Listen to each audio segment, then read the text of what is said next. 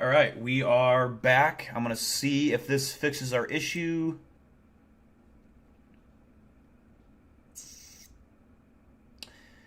It does seem back. Okay, I'm testing on my phone. Okay, this seems better. It seems like the lag is fixed.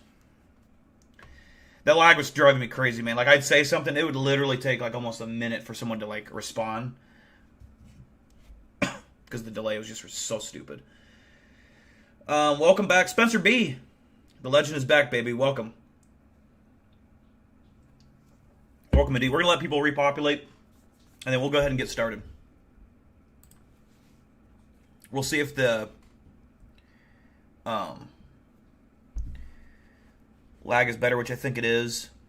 I'm kind of I can watch my second monitor and see my stream live, and it's about probably 5 seconds behind, so that's pretty good. Paco, yeah, he's still alive. He's still there. He's still kicking. I still got a little bit of a cough. Getting over a cold. So apologies for that annoying cough that I'm going to have tonight.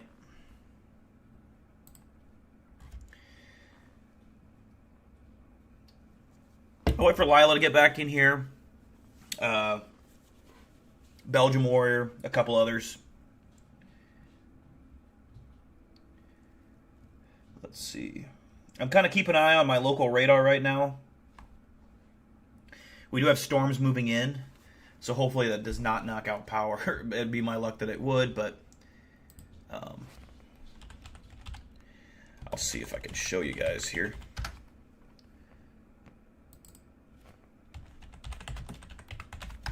Let's see what we're looking at here. We're in a tornado watch here in Iowa.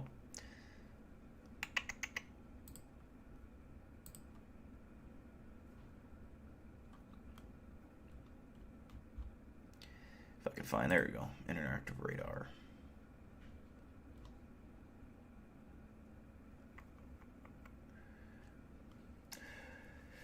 We'll wait for everyone else to get back. Oh, Belgium isn't here, sorry. Belgium, I didn't see you there. Lila's back. Lila, I think we got it fixed. Seems to be better now.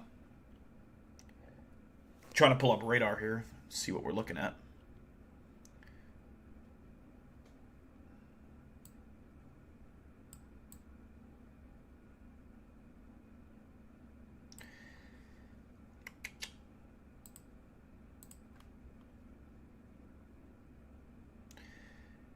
Yep, we got a storm, baby.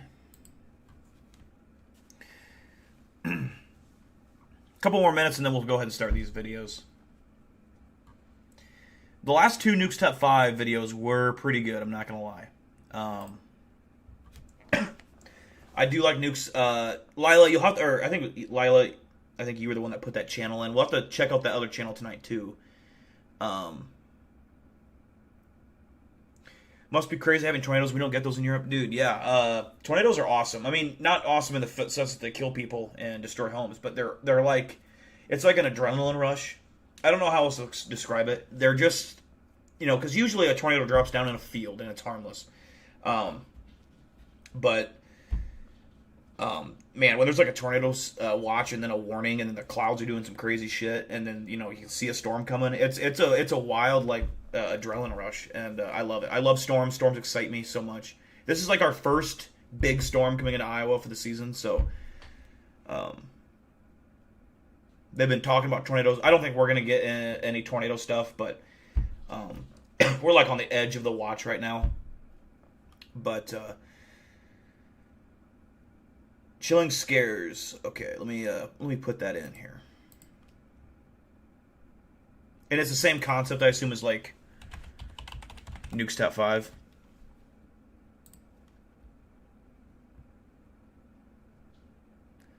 Chilling scares. Okay.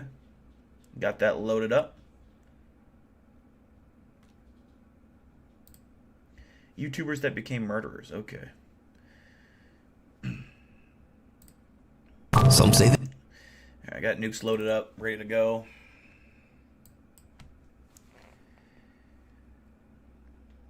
Chill stream. Listen here, we don't talk about chills, okay? That awful, awful, awful man. It's so terrible. Is he still? He's still making videos, isn't he? Let's see. I can't remember if we checked this last time or not. Oh, he's definitely still making videos. 6 days ago. And he's got his own music channel now. I don't know if he had that. I know he had music, but I didn't know if he had, I think it was all uploaded on his channel. Now he's got his own music-oriented channel. That's too bad. Dude, he had some bangers, though. He had some bangers, not gonna lie. Holy cow, he has so much music. He, like, went all in on music, didn't he? Wow. Made, like, a whole album.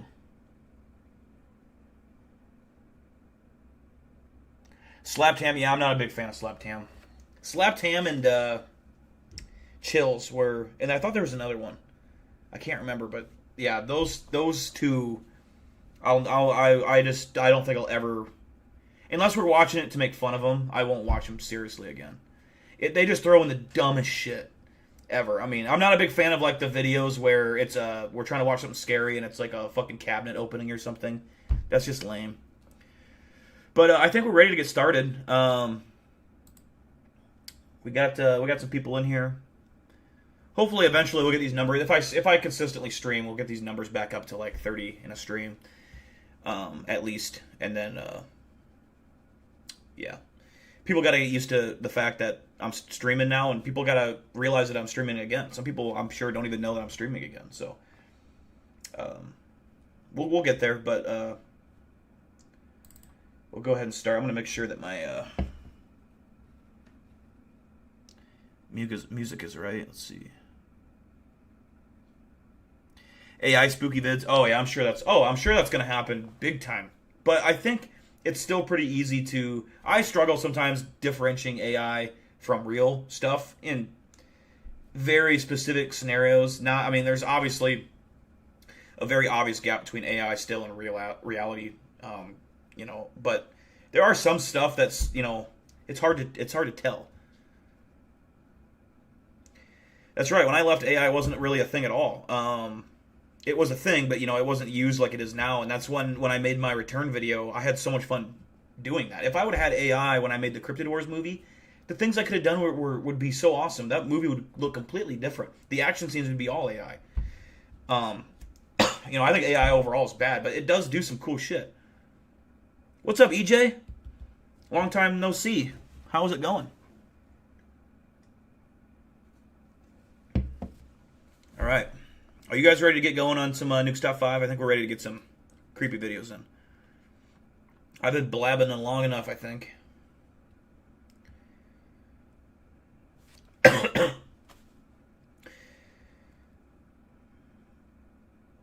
Cryptid War remake. When I might do something like that in the future. It's a lot of work. That movie took, like, I'm not kidding you, months to make. You know, I had to storyboard it and then film it. Obviously, the editing was the most time consuming part of all of it. But yeah, I would like to do something like that in the future, but we'll see. It depends. I'd have to have a bigger budget because there'd be things that I actually want to do if I'm gonna go that, because I can't use the same green screen stuff I used last time. Eric Kennedy, what's up, brother? Hell yeah, AJ, nothing new. If you watched my latest video, then that's basically what's new. New house, new dogs, stuff like that. But yeah, glad you're doing well. Eric Kennedy, glad to see you again. I think we're ready to get started. Let me shut up and let's start with our first Nukes video. That children have the uncanny ability to connect to the spirit world, and in some cases even see or communicate with the other side.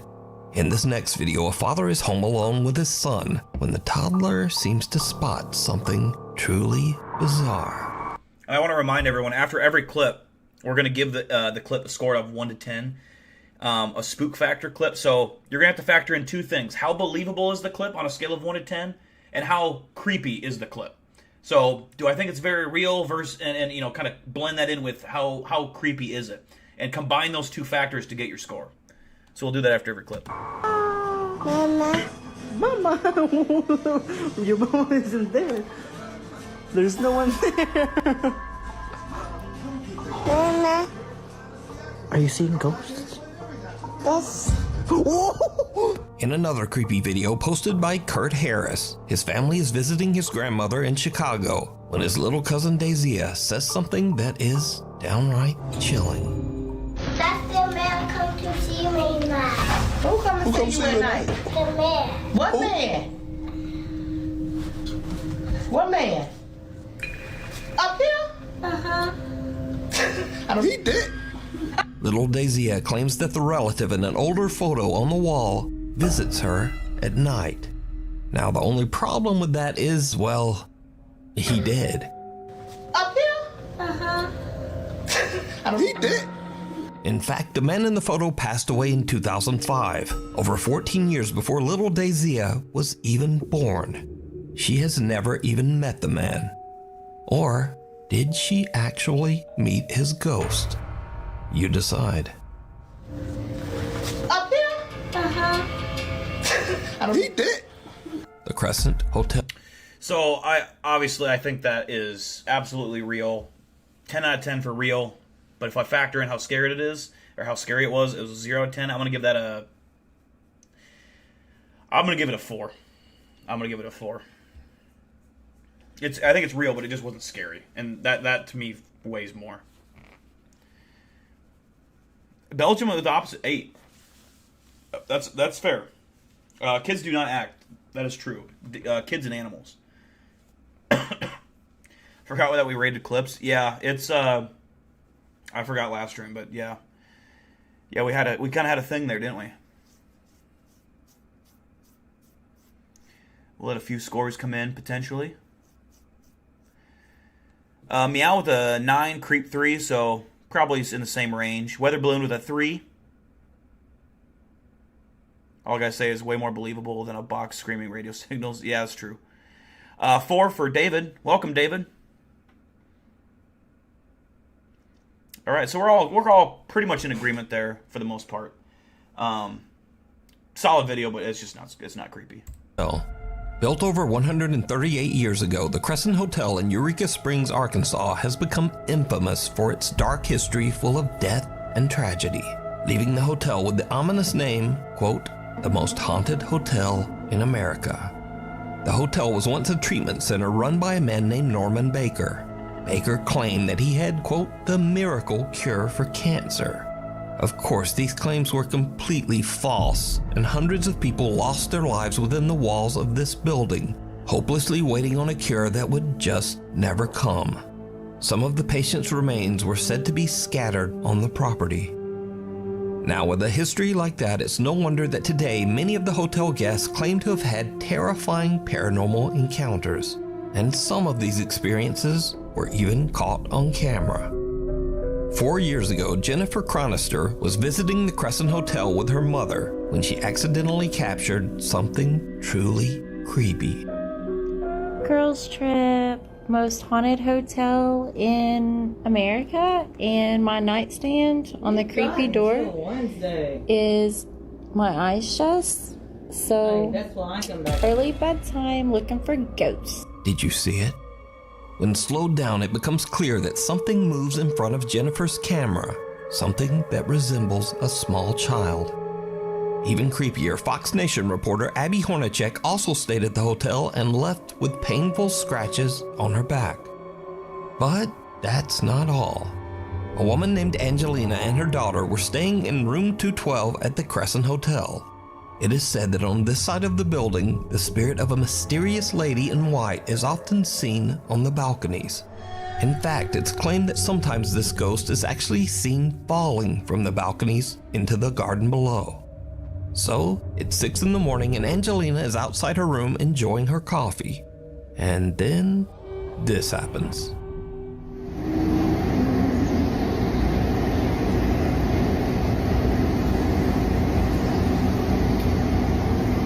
That's kind of creepy, I'm not gonna lie.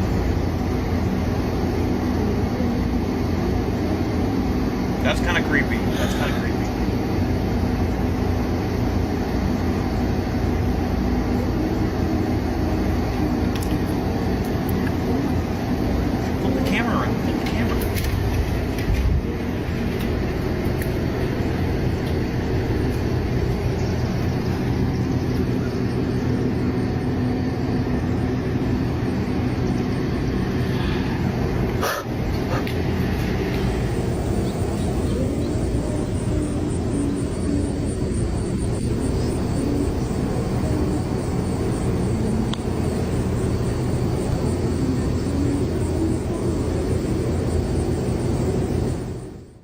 Angelina is shocked and That was also kinda a bit creepy. excited when she hears the voice of a woman singing from the balcony right next to her, because there's no one over there.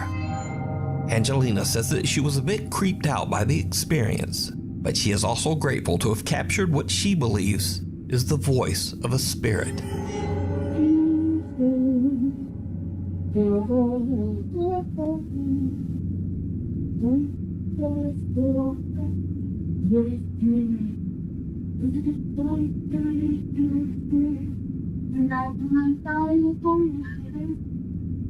Knock, knock. I'm gonna give that a 7, a solid 7 out of 10, because that was A, very believable, and B, I think it was pretty creepy. The first clip was like, okay, what, maybe. The photos they had at the beginning were kind of creepy, but that last one really tied it all together. That was genuinely creepy. Serena, what's up? So I had to restart the stream because I was having too much of a delay, so I restarted it and turned the latency down, and it seems to be much better. So that was just a creepy ghost on a balcony at a like they're calling it the most haunted hotel, which I thought there was. Was it the Cecil Hotel or something like that? We do have thunder, ladies and gentlemen. We have thunder outside my window. You guys might be able to hear that. So we're gonna prepare yourselves. We're about to go through a massive storm here in the state of Iowa. I don't know what it could do, but this could be bad. All right, I'm not scared. Put it in the news. Put it in the paper that I'm not scared. Weather balloon with a 6. Belgium Warrior with a 6. Meow with a 7. The Stanley's up there. What's a Stanley?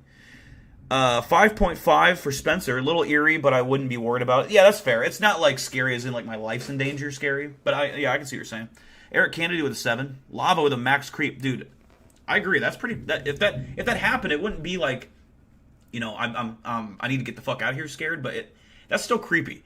You know what I mean?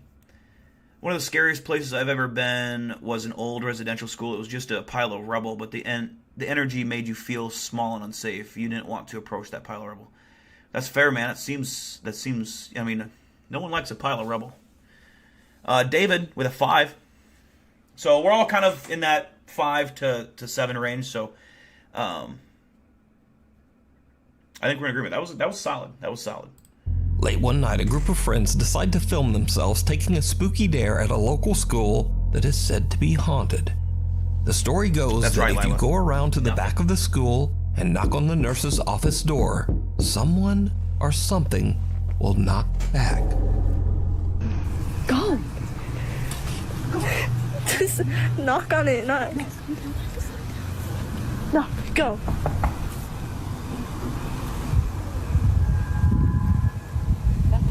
Knock harder.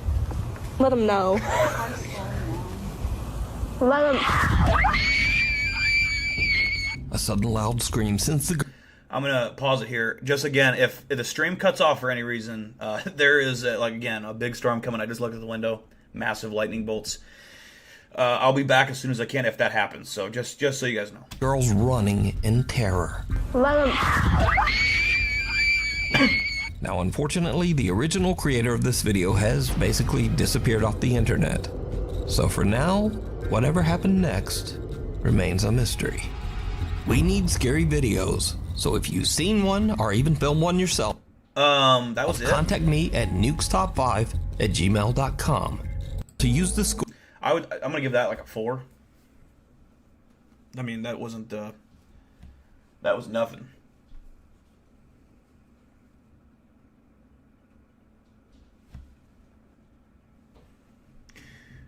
We got rain moving in. We got rain. Supposed to get hail. Can you guys hear that? Can you guys hear that?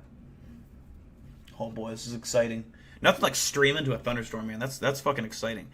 We got a 2 for Meow, 3 for David. In the moment, that would be scary as hell. 1000% agree. In the moment, that would be, yeah. I see, there's a big difference between in the moment and like watching it on a screen. Obviously, like even like the videos where like cabinets are flying open, that would be scary in the moment to most people. I mean, obviously not me, but a 4 for Eric Kennedy. Didn't we send a clip from your aunt's ring bell camera? Yeah, we did. I think I sent that into Nuke's Top 5, I think. God, it's been so long I can't remember, but I'm pretty sure. Yeah, that is a 100%. I can confirm and verify that is a real video, but it's not that scary. It's odd. You guys can hear that? Okay, sweet. Spook, yeah, dude, for real. Oh, it's badass. 2 for Lila on that one. I don't know if I said that already. No, Eric, you can rank it however you want. That's totally fair. That's totally fair. I think all rankings are what you think they are. There's no right or wrong way to rank them. School's recording studio to lay down a new track. Mark sets up his camera in the school hallway and is about to record a vlog for social media. But for some reason, he just isn't feeling well and is having trouble keeping focused. Eventually, he just gives up. Much later, Mark is going back through the footage that he recorded at the school. What he sees chills him to his core. This is the video. Okay. Oh crap.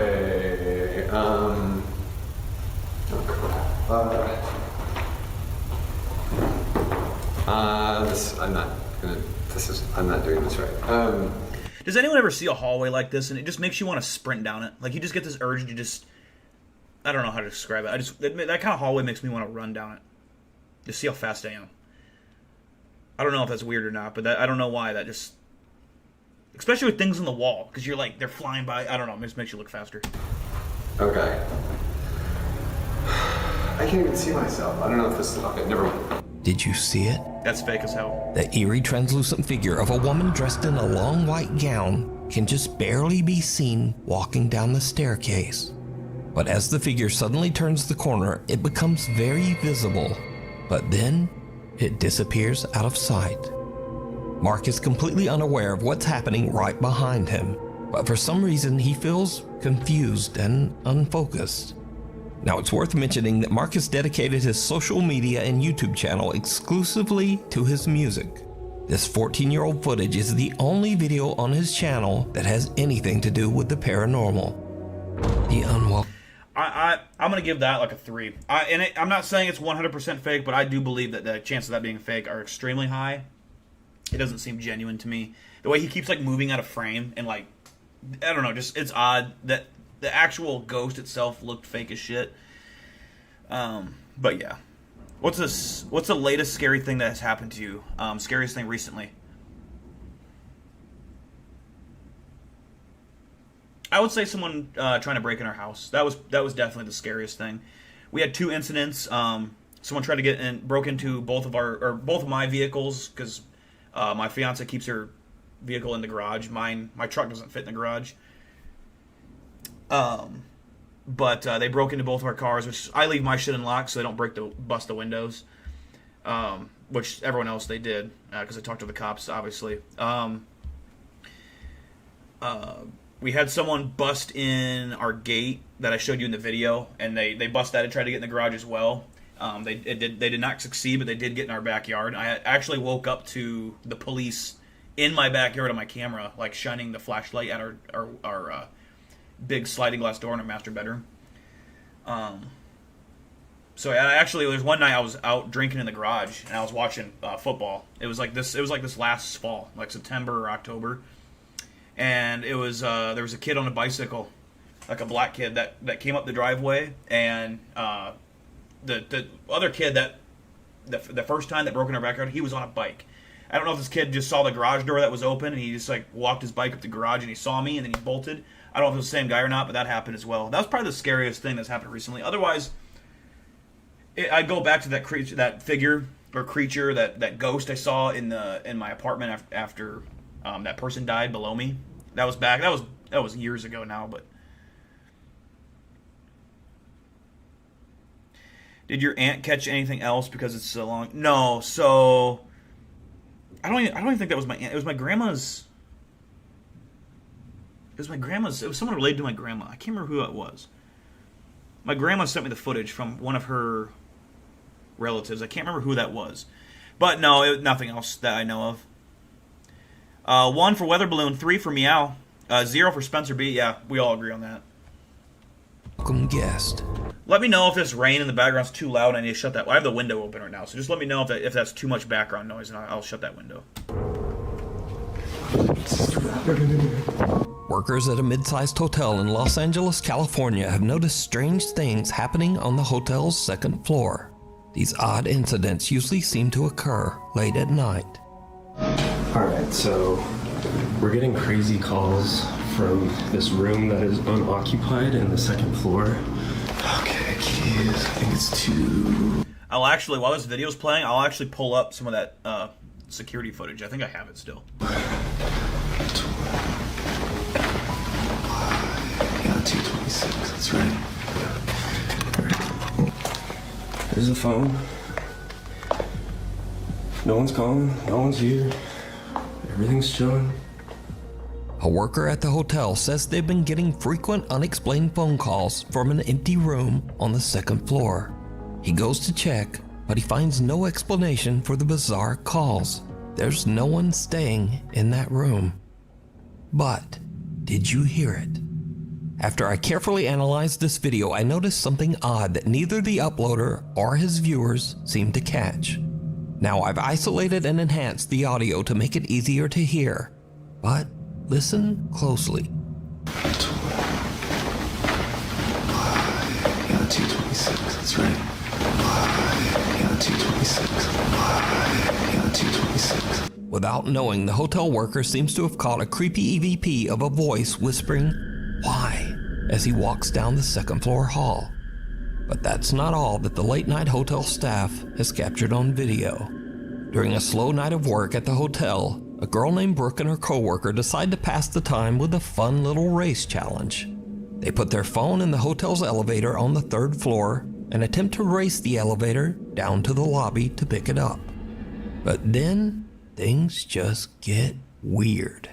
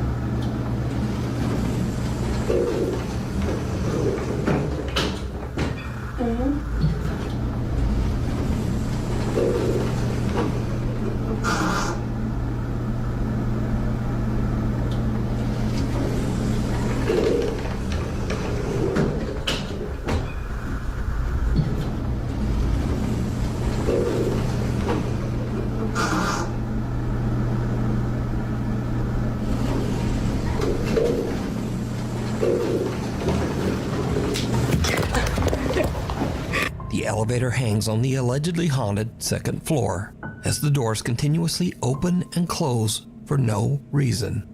And strangely enough, another unexplained voice seems to quietly say, "Hello?"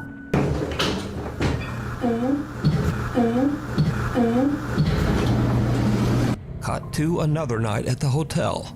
Brooke decides to record as she and her coworker are busy arranging furniture in one of the vacant 2nd floor rooms. The video was meant to be a random vlog showing what they do on an average night at work. But when she looks back at her footage, she finds something that is pure nightmare fuel. I felt bad. How do you up the stairs? I don't know, but I mean, I felt bad, but also no, don't feel bad. It's just terrible. Give me a little bit. I'm gonna clean it real quick. Yeah. You know what I mean? Like, I don't know. Yeah. Anyway, so my sister, she graduates in 2 days, and I asked for the whole weekend off. There's gonna be something in the mirror.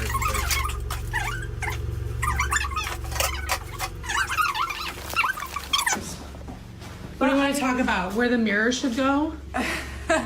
Yeah, actually, let's do our job. Okay. All right. Chat, should the mirror go Here, in this corner? the right corner. Okay. Or in that corner? Did you see it? For a brief moment, a dark shape can be seen standing in the opposite corner of the room, eerily watching the two young women as they work.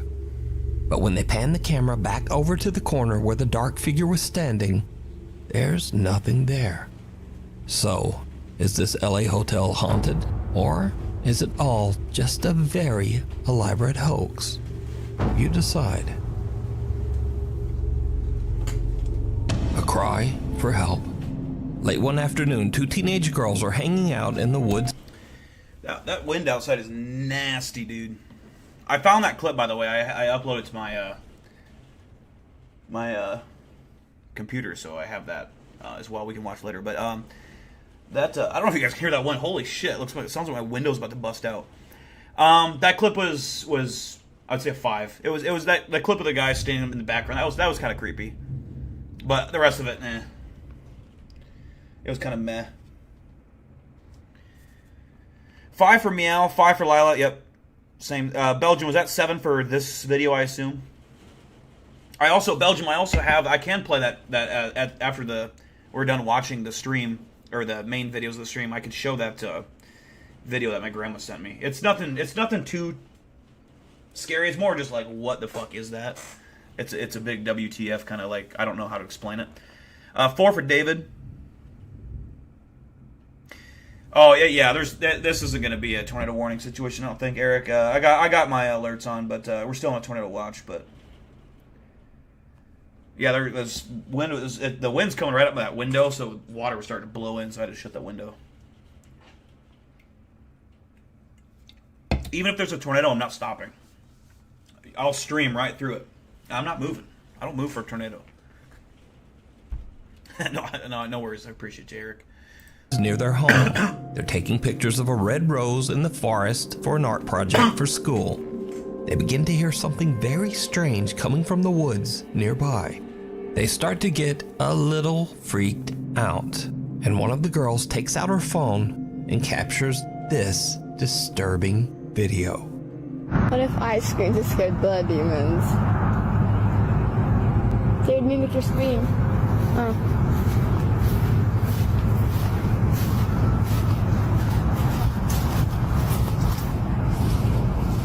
That never scared me anyway. Maybe it's just a bunch of kids trying to summon demons. That in the forest we're in? Yeah.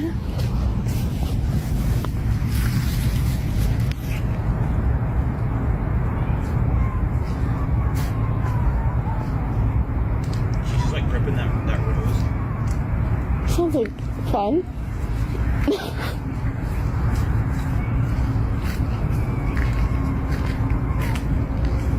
The more you listen, the less scary it sounds. The more I listen, the more scary it sounds. I sound like one of those now. Oh, you gotta get Yeah.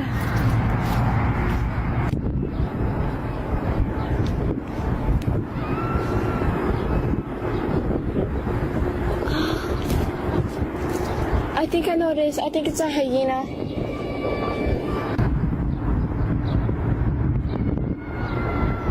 That's kind of creepy. That's kind of creepy. No. The 2 girls hear bizarre screaming coming from somewhere nearby in the woods.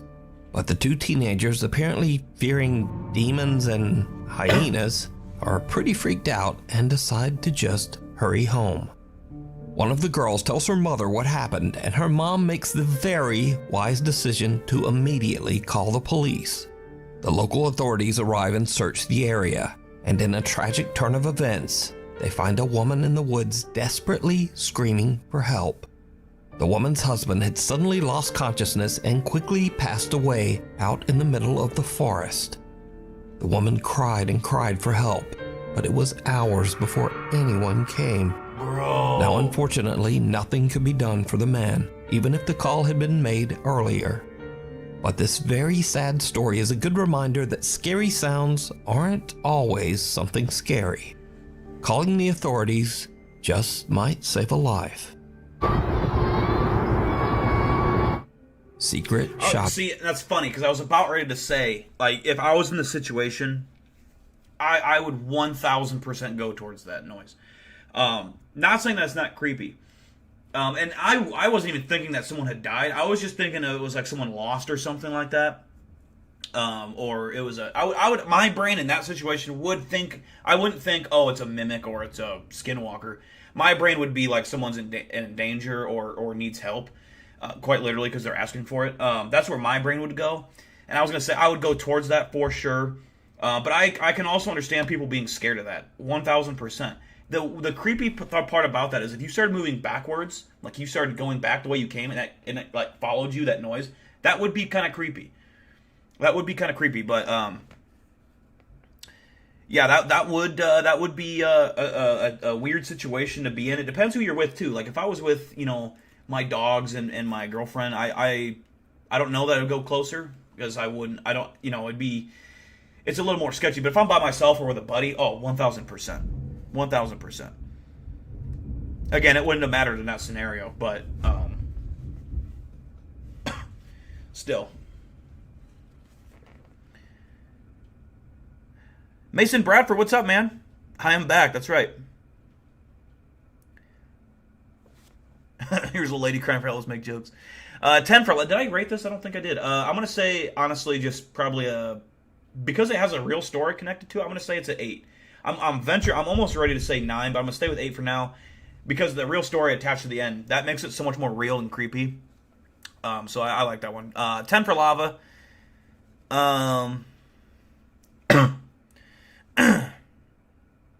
A 10 for Meow, a 10 for Belgium.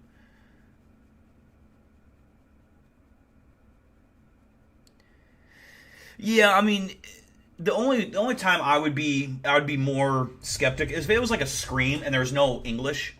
Then it would be like, okay, is that an animal? Because there are animals that do like mountain lions, for example. They can sound like human screams, like a woman screaming. But my brain doesn't go to, oh, it's a mimic. If that's the first thing you think, you watch probably too much creepy videos. But you also, at the same time, I could also say about you that you have a good survival instinct. You probably are going to live longer than the average person because you're not going to go towards the creepy noise. You're all about self-preservation, and I still respect that. So you being scared of something doesn't make you a bad person. But yeah, me personally, I would have gone towards it. I mean, also if it was a mimic, dude, I'm not going to mimic out in like 3 seconds flat. Mimics don't bother me. They don't scare me. I don't like them, personally. I have a grudge against mimics. I don't like them. They copy. That shit just pisses me off. If I see a mimic, that's all I gotta say, okay? One night at around 10 p.m. at a discount store in California, Rodney, the store manager, is busy processing some inventory in the stock room. Rodney is completely alone when something happens that sends chills down his spine. I want you guys to focus on this area right here, okay? Hold on, let me speed this up a bit. For sure. All right, very top. Watch.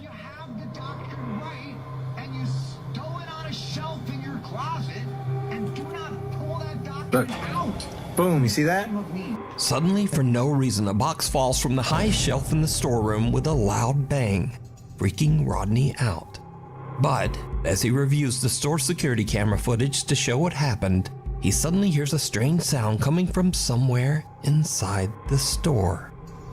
He goes to investigate, and this is when things get really creepy. Is that you? Look, I'm here by myself. Nobody's here. It's just me. See that?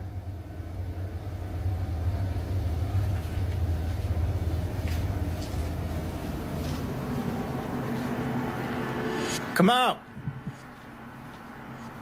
I'm not afraid of you.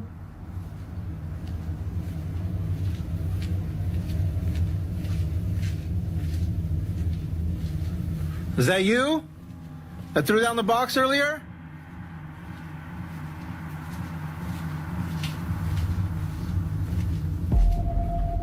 Oh, I'm not gonna lie, that just sent chills down my spine because I thought that was an actual person. Come on out.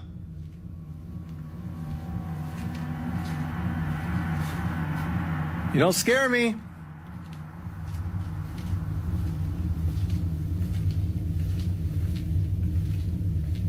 Come on out.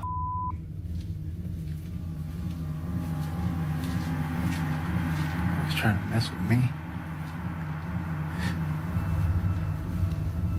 It's probably behind him. Right then is when I do a 360 fucking punch. I just fucking, or a 180 I should say. 180, just turn around, I'm swinging at the air, because I know that ghost is right behind me, probably breathing on my neck. Ooh! I just fucking called that shit. Did I? I've never seen this video in my life. I've never seen this, but I called that shit. I just fucking called it. That's proof right there for all that don't believe. That's proof. I would have knocked that fucker out. Oh shit. Rodney searches the store to find the source of the strange sound, when suddenly he feels a weird tug on his hair, almost as if something is touching him. He goes to check the store security camera, and his blood runs cold. But look, there I am right there. Look, you see that? You see that? Nah. Nah.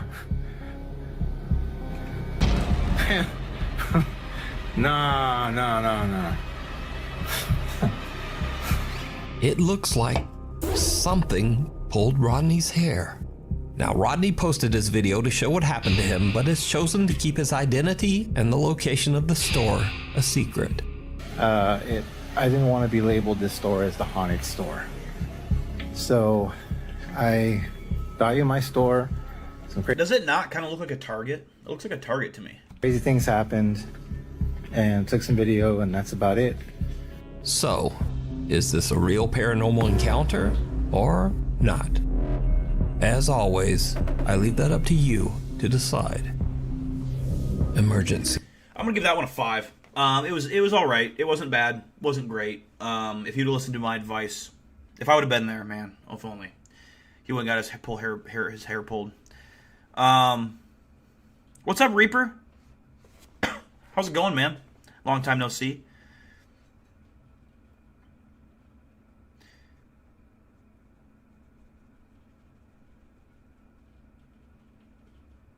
Oh, you're on your alt. What's your normal account?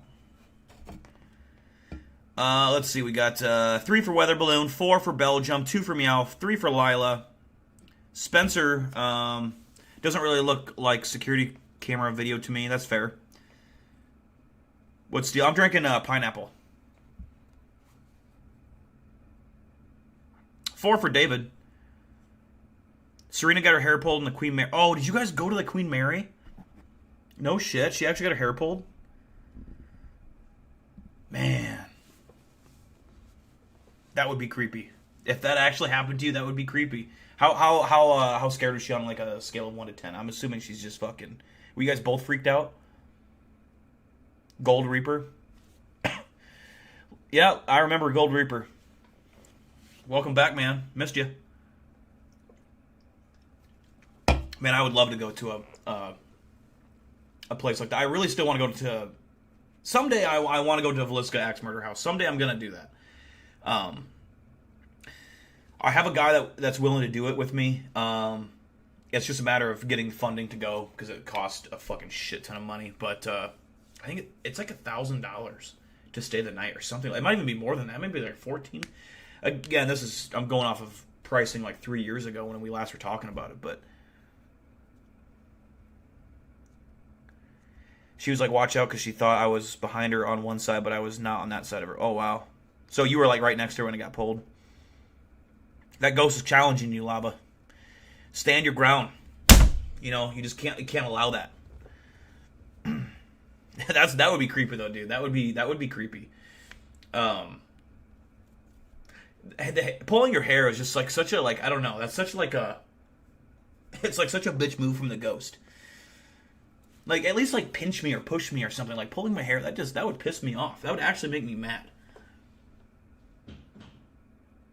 What's up, Blaze? No worries. No worries if you're late. You're still here.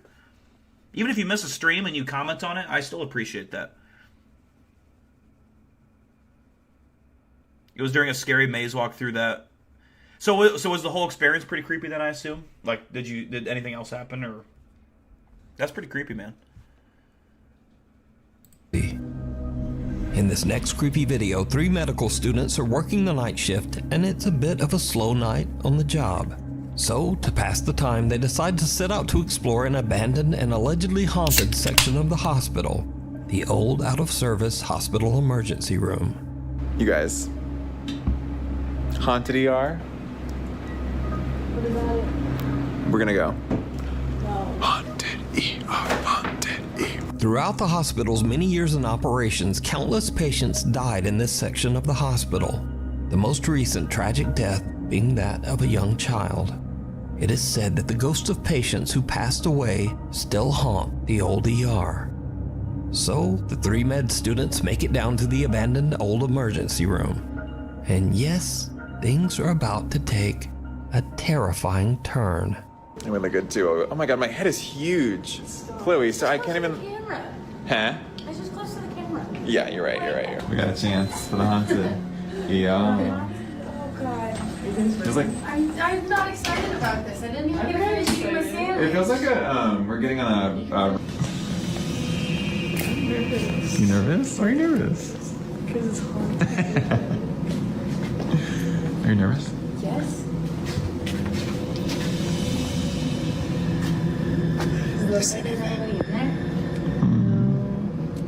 What?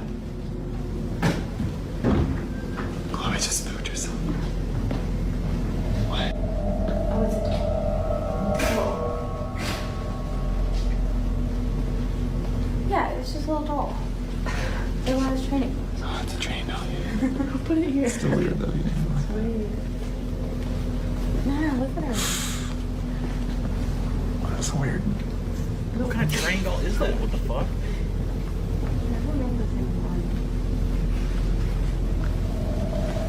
Why is it standing? Oh, it's freaky.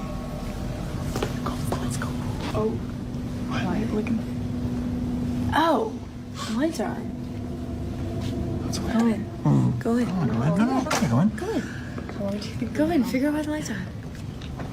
I don't like that. I don't like that. Just go. Do They it. look like evil eyes. You guys need to come in with me. Yeah, of course you're gonna go in with you. Thanks.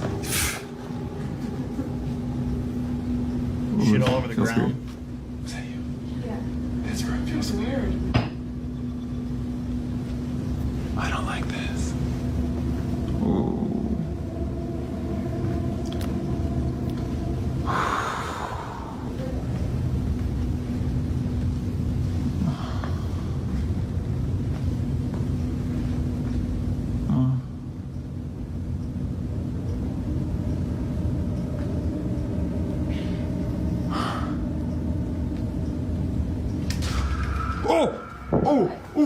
The curtain moved. No, it did. Yeah, it did. It moved. No, It moved. it It moved. Yes, it did. Why would a It curtain did. move? How did you not see that? Oh, okay. Oh my god. Ooh. A curtain moves on its own, and a cane falls to the floor almost as if it was pushed. The 3 medical students are completely freaked out and just run right out of there. So, are the stories true? And is the old emergency room haunted by the spirits of former patients? Let me know what you think. That was it wasn't that scary, but I kind of enjoyed it because I've kind of had those experiences where you're investigating something creepy with some friends. So that was kind of nostalgic almost. Like reminds me of that house that we explored that I was telling you guys. I made a video on it actually where we went into this abandoned farmhouse, and I was the only one that went upstairs, and there was this thing behind the bed, that creature. I'm gonna give that one like a solid 4. Actually, I'm gonna give it 5 because it had an entertainment value to it for me personally. But so let's see, lava set. Ghost of the Captain was freaky. I guess he pulls girls' hair. He did. That's just his game, man. Yeah. Eerie location. It's very old, dark, and musty on the ship. Yeah, that musty, that air, man, that makes it creepier, doesn't it? It's like when you're in like a museum and it just smells dusty. I always found museums kind of creepy to some extent. You know what I mean? Like especially like when you're going through like World War II museums or something like that, and it's like, man, people were in this big tank, right? They're showing like it's like a tank in a museum or in a plane, and like people were in this and dying. And I don't know. It's just It's just kind of, museums are kind of creepy. 5 for Belgium Warrior. I'm trying to see if I missed anyone. 5 for Belgium Warrior, 5 for Blaze, 6 for Lila, 6 for David. The smell reminds you just how old the location. Yeah, that's right, Eric. That's right. And I think a lot, like, I wish I could time travel back to the 1700s, the 1800s, even the early 1900s, and just see what things were like. You know what I mean? And go to a place like in present day that's worn down and abandoned versus like 100 years ago, and see like the difference in it. That'd be so cool. Because at one point it was brand new. At one point, though, that creepy place now was once brand new, spick and shine, full of life. 3 for scary, 7 for nostalgia. That's fair. You work security at a local museum, really? You had a spooky... What was your spooky experience? Cynical. A Nuke's Top 5 viewer and YouTube gamer who goes by the name Professor Cynical reached out to us about some scary, unexplainable events that have been happening at his home in England. And that kind of stuff happens all the time now. And the hell? Even though Professor Cynical is, cynical and a skeptic, he says that ever since his family moved into their home 4 years ago, things have happened that he simply can't explain. Late one night, after being awakened by strange noises, Cynical gets up and starts recording. What happens next is downright creepy. Don't worry about that. That was my air freshener going off automatically. 8 minutes. Bargain.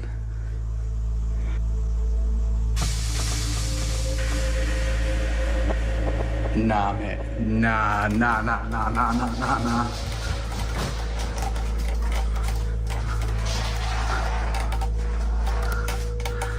Man, can you imagine like being at the fridge and getting like a drink or something, and someone swings that door open and just smashes you in the fridge? Nah. It's a weird location. Nah, nope. I am f***ing moving out. Cynical is shocked when he sees the door to the kitchen move all by itself. But it gets even creepier. Can you make something move? Again?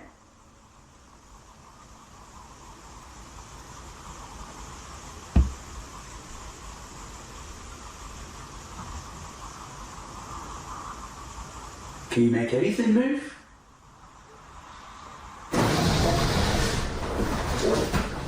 Cynical has the skin. Okay, hear me out. Tell me if this is a stupid idea, but say I go to like a haunted house and I tied my legs up to the ceiling. So like, say I hang a rope from the fucking ceiling, and maybe 2 ropes, and I tie that rope around my ankles, and I have someone like pull me up with like a pulley, and I'm dangling from the ceiling. And I just dangle upside down for like 25 minutes. I mean, would that be like, I don't know. Maybe that was a random thought, but I don't know. Maybe it would push me or bite me or something. And like it would make it harder for me because I have to like fight the fucker upside down. I'm like swinging, and it's like pushing me around. I'm like hitting shit. I'm twisting and shit. It's like it just starts spinning me, and I mean that would be. I'm gonna try that. I swear to God, I'm gonna try that for like a. I don't know. I don't have that many haunted locations I can go to. Air of a lifetime when suddenly a chair. Lava. At least another hour. Another hour. Forcefully slides towards him from all the way across the room. Professor Cynical says that he now believes his house might just be very haunted, and he thinks that he and his family should maybe just move out. Graveyard shift. I'm gonna give that a 2. I'm gonna be honest, that was not scary in the slightest. It was believable, but it wasn't that scary. The stuff moving around for me, that personally does not do it for me. That just does not scare me. It doesn't impress me. I think you would die because of low oxygen to your brain. The average person, perhaps. Yeah. I don't think Industrial Ship is here. I haven't, at least his main account, unless he has an alt account. I haven't seen him.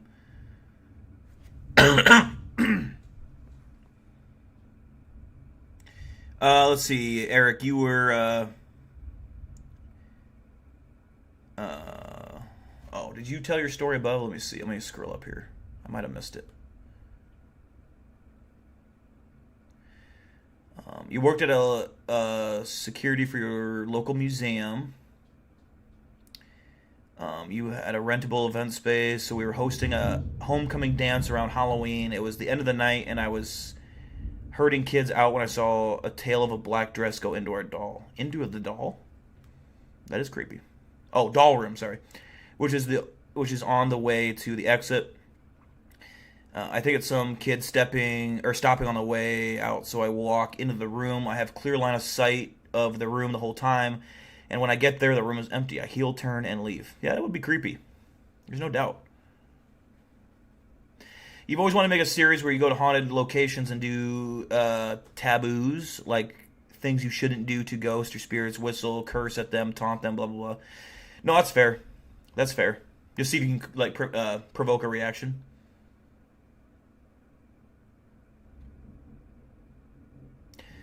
Yeah, that's creepy, Eric. That would be creepy.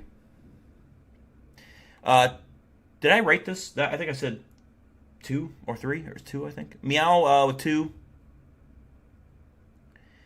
I'm so happy. I feel like the world is healing when Dill streams. I mean, I hope so.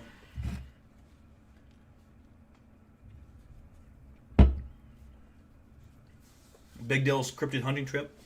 I would love to do something like that. Actually, for real. I would love to do like a hunting trip with fans or something like that. Like I do like a series of that where I take like 2 people at a time, and we go and do some creepy forest or creepy haunted location or a creepy haunted hotel. That would be so fun.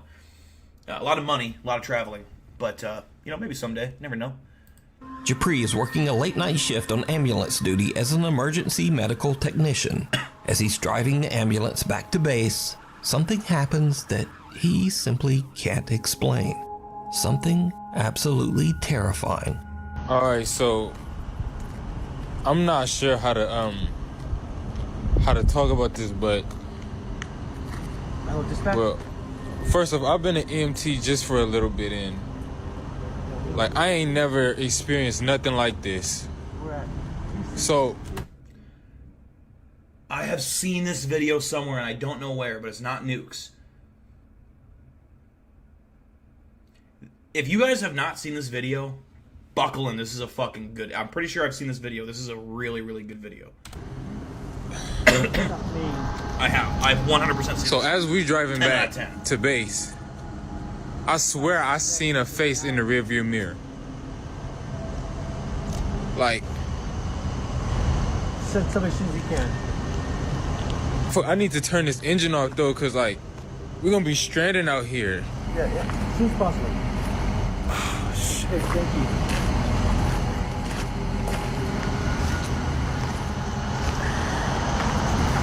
I'm not trying to go back near this truck.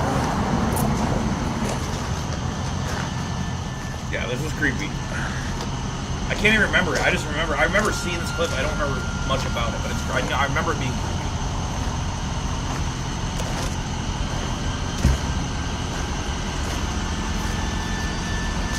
$100% a real ambulance because it has the county name on it with lights. And that's 100% illegal to have. So it's a real thing.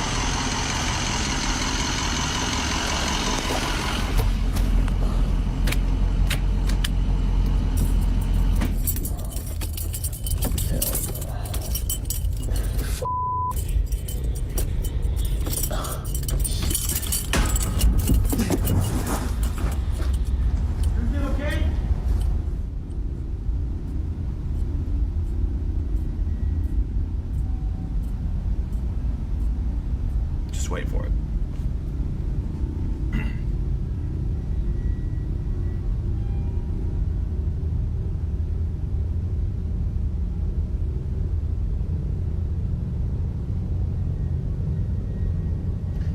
Yes, ambulances do have rear mirrors. Yep.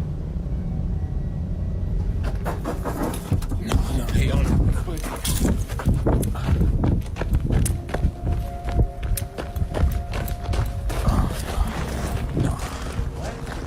I don't know if you see it, but can y'all see that back door? Like it just Goes back and forth.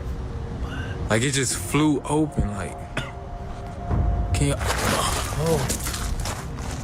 Nah, what the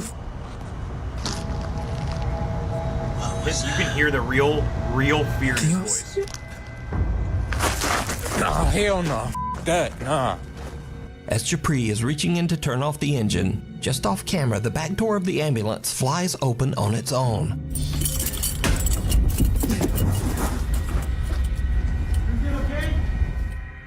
Japri is shocked and jumps back out, leaving his phone behind. Now he eventually returns and grabs his phone.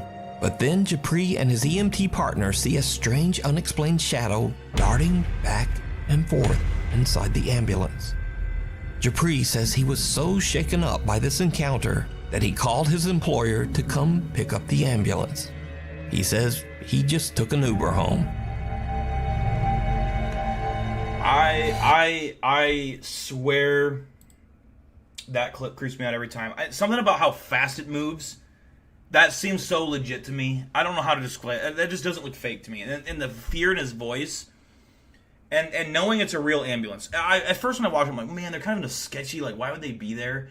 But it's got the county name and it's got real working lights, which is 1,000% illegal. You cannot own that. You cannot drive that. You cannot have that.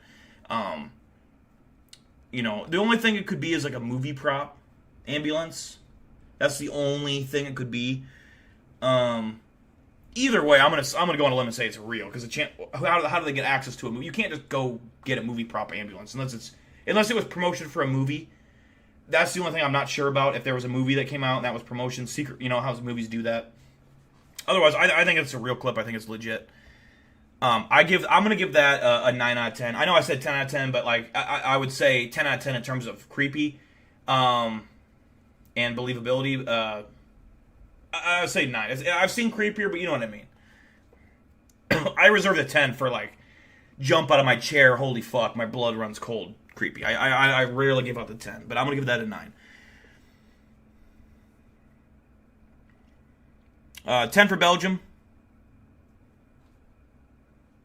Yeah, and I'm pretty sure, Blaze, I'm pretty sure I saw a video of this. I don't know where I saw it. If it was Instagram. There's a longer version of that video. I'm pretty sure. It shows it more than once going back and forth. I'm pretty sure. But like I said, it's been so long since I've seen that. Let's see. A 9 for Lila. What's up, Carnivorous? Welcome back.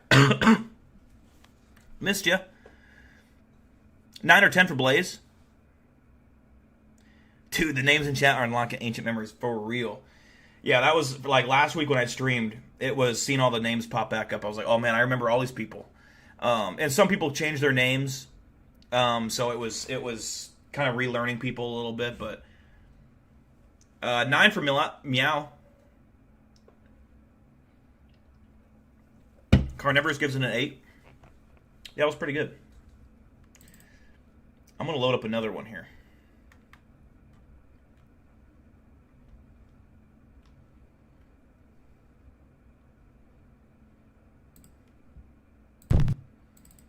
Okay.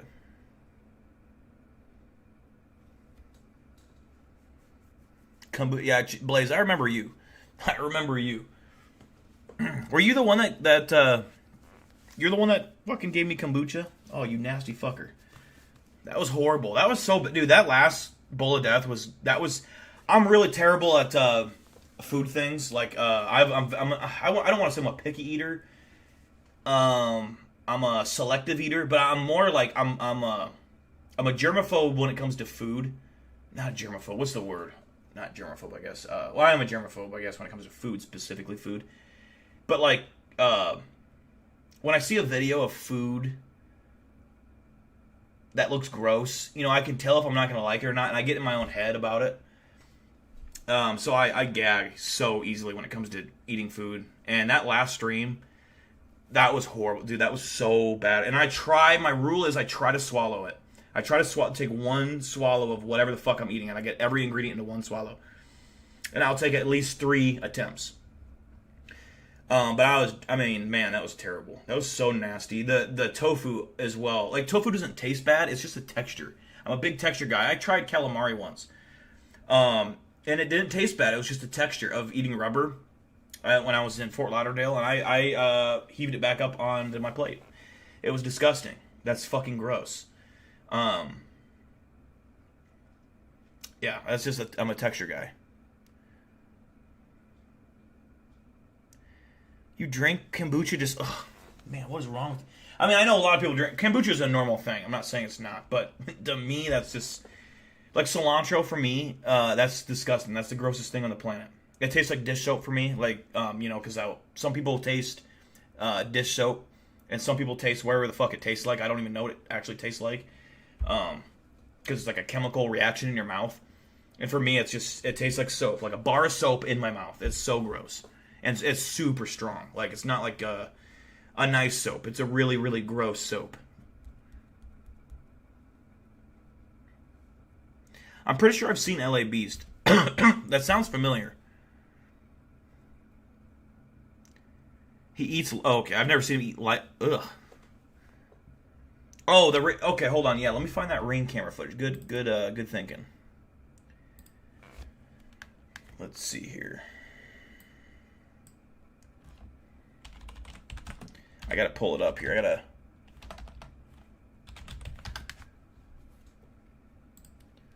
download it. Did it not go?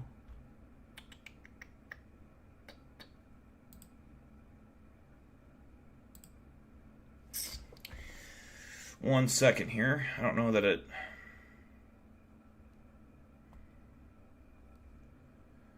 uploaded like I told it to. I gotta get to my phone to my computer is the issue, which it...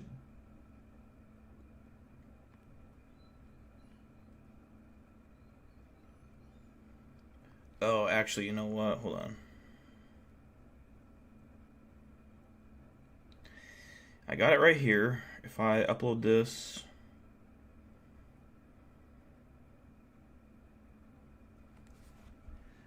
Why is it not here? Let's see. Okay, let me try this.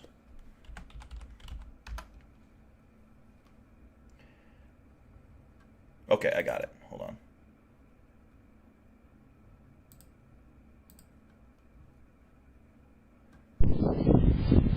Okay, here we go. So the footage, I have two clips I'll show you.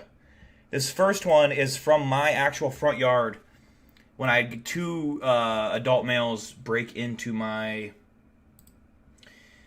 vehicles. Now, I left my vehicles unlocked. I always do for certain reasons. A, there's nothing to steal in my vehicles. B, neither of my vehicles are, like, you're not going to steal them. My truck is the most identifiable truck on planet Earth, a 98 Dodge Ram Red with a giant light bar on the top and a toolbox. No one's stealing that. It's too identifiable. If they did steal it, they're the dumbest criminals on planet Earth.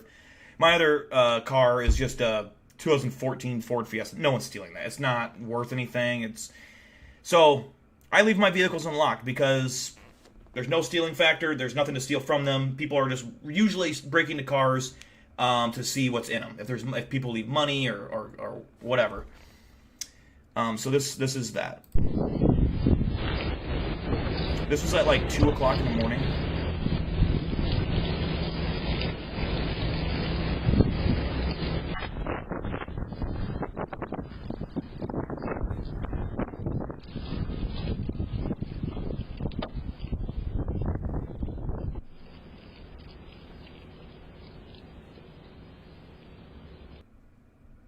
So, yeah. Those two did end up stealing a car in the same street that I live on, and they were arrested either next day or 2 days later. So the cop that I had the investigation with, the cop that I was speaking to, he texted me and said that they got him. So, idiots. Fucking idiots. Stupidest people on planet Earth. So I hope they got serious jail time for that. But probably not. My other clip, let's see if I can find it here.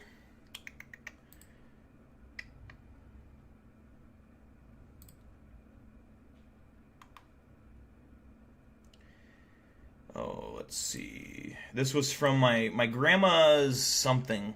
I think it was her sister or her niece or something, or I can't remember, but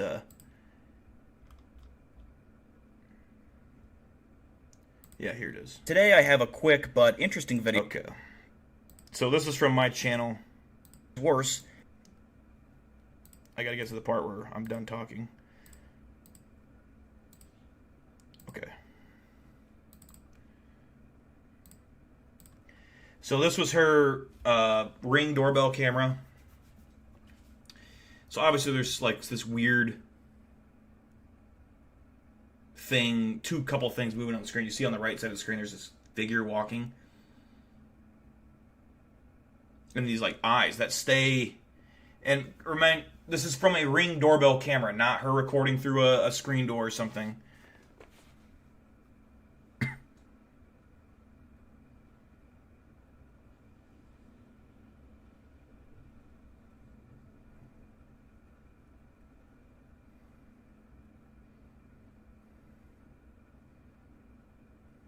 See ya, Blaze. Take care, man.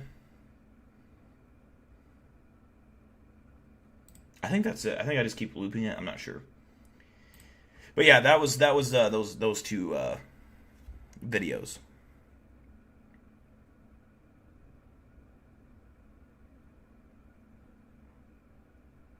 Yeah, I absolutely, man, I tell you what, I hate thieves. I don't like thieves. I think they're the worst people. Well, I won't say the worst people on the planet. They're up there. They're in the top 20. Obviously behind pedophiles and murderers and anyone that hurts children or women, you know, they're the worst after that. So we live in a sketchy, you know, I'm from Waterloo, Iowa, so we live in a good neighborhood, but there's crime all about Waterloo, Iowa, and they flow into these good neighborhoods and commit crime, obviously because they're good neighborhoods and they have stuff to steal. So yeah, we'll get this next Nuke's Top 5 Ghost video going here. Let's see. But yeah, all that matters is they got caught. They got caught, and they're in jail. Probably not anymore, I would assume, but the one guy was, I mean, he was tiny. Like, I could have picked this guy up by his ankles and shook the quarters out of his pockets. Did I clip the stream where you had a creeper ghost? No, I did not. I did not. I don't know how to clip. I honestly don't know how to clip things. Is that a thing I can do on YouTube? I'm honestly not sure. Is that something you guys can do? Or not? And maybe that's just a Twitch thing. I honestly don't know. I'm not sure. All right, let's get to watching more creepy videos. Factory worker Kama Kaylee recently moved from his home country of Greenland to live and work in Denmark. But little did he know that the apartment he moved into had a horribly dark past. 7 years ago, a 49-year-old man was brutally attacked and lost his life right outside the apartment's front door. After Kama moves in, he begins to notice his things moving and falling to the floor for no reason. He hears the creepy sound of someone knocking on his door, and doors inside the apartment slam shut for no reason. One afternoon, Kama hears strange sounds coming from somewhere inside his apartment. He pulls out his phone and starts to record as he tries to find the source of the odd noises. But then, this happens.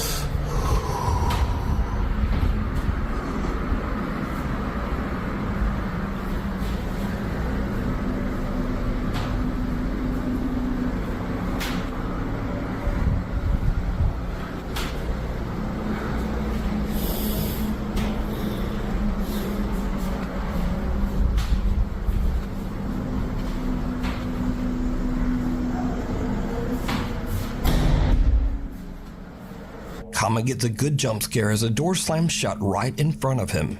And, it seems to literally scare a fart right out of him.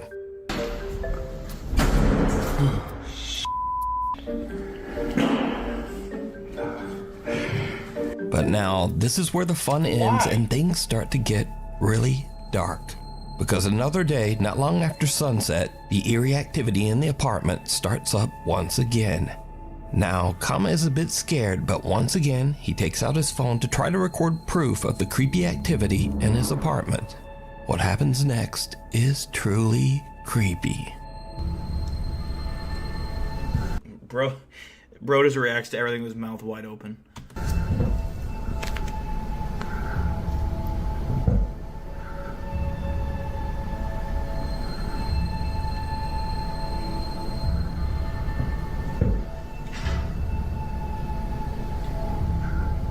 Man, at first I thought this right here was like an eye reflection. That made it a lot creepier, but now, it's not as creepy.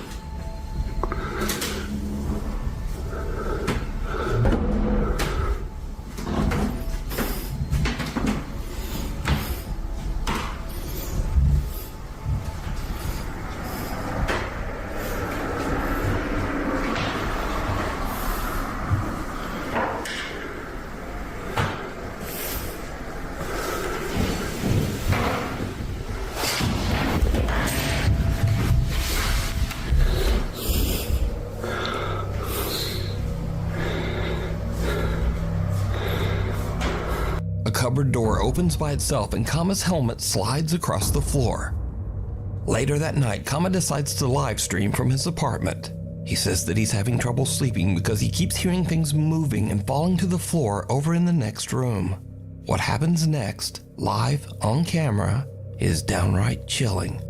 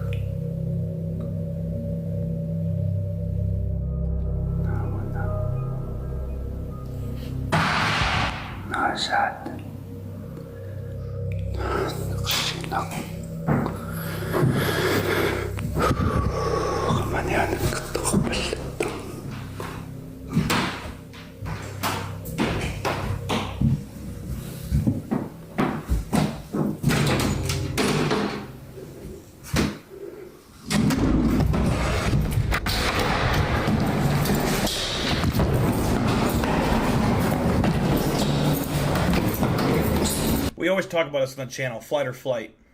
Flight or fight. Don't run.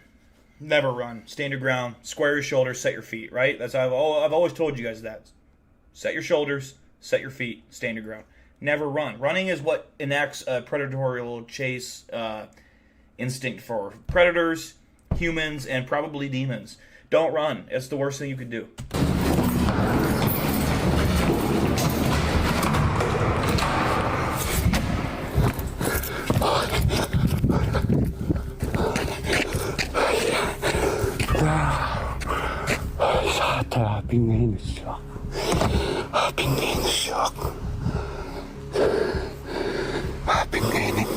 Caught live on stream, Kama hears the sounds of his belongings falling to the floor in the other room.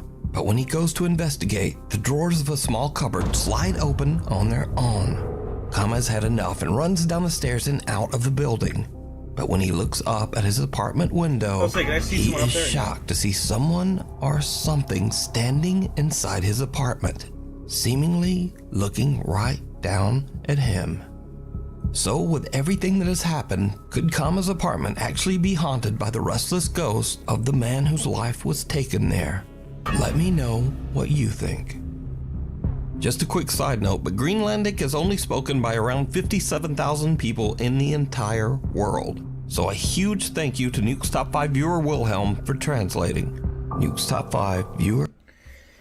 I would give that one a solid 1. That was not scary to me. It was not entertaining to me. That was pretty mid. I'm gonna be honest.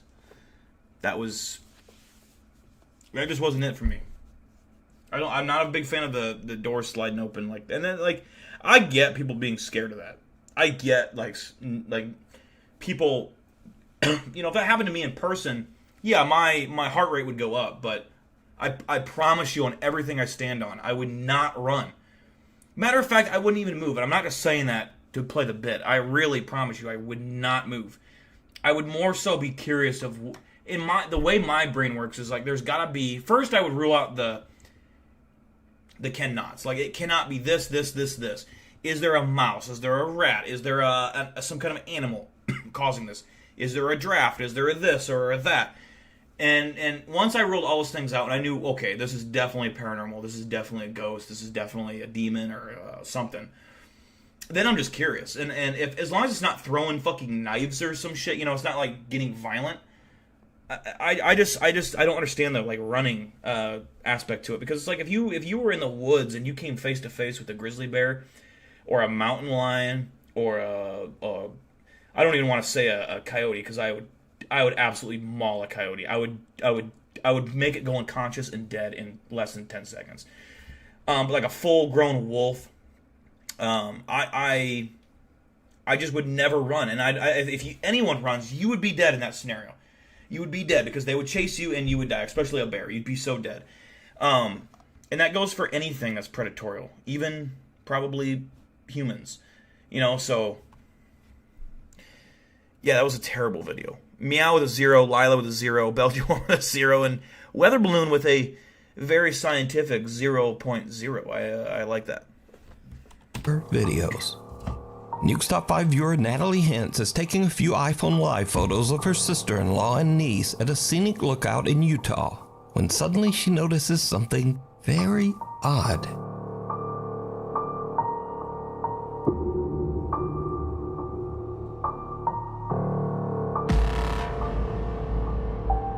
What?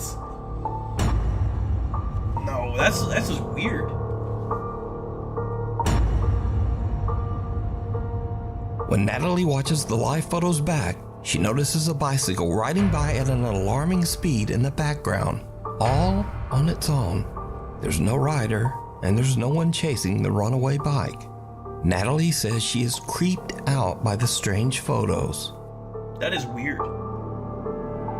Viewer Steven Figueroa says that he's been experiencing... I don't even know how to rate that. That's just weird. I mean, I'm going to give it a 5 just because, like, it's not scary. I believe it, but, you know, it's like, what would that even... That's just weird. I mean, is it possible that was just someone riding a bike past them? I don't know. Like, and they just weren't on the bike, like, you know, it like glitched them out. I don't even know how to rate that. That's so weird. That's a weird clip. It's interesting though. It's an interesting clip, and I like that. It's kind of new. I've never seen anything like that. 7 for Lila. A weird out of 10 for Meow. Yeah, 2 fair scores right there. I can't argue. Ooh, Eli Buckmaster is in the house. Welcome, brother. How are you doing? How was your night? How was your day? We're still going to go for another 30, 35 minutes, so, if not longer, so. I am feeling much better than I was last stream, by the way. I'm getting over a cold. I'm still coughing once in a while, but I think by the next stream, next Friday, I'll be completely fine.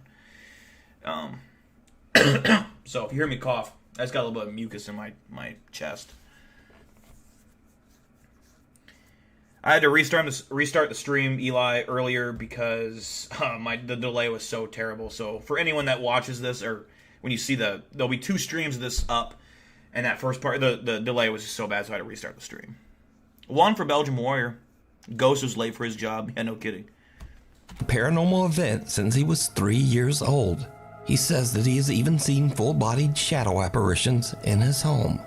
So back in 2013, when Steven was 18 years old, he says that he was finally able to capture proof of what he's been experiencing.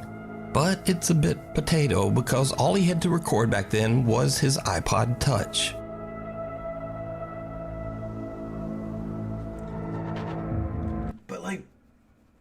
I had an iPod Touch, and I swear the video was never this bad. You know what I mean?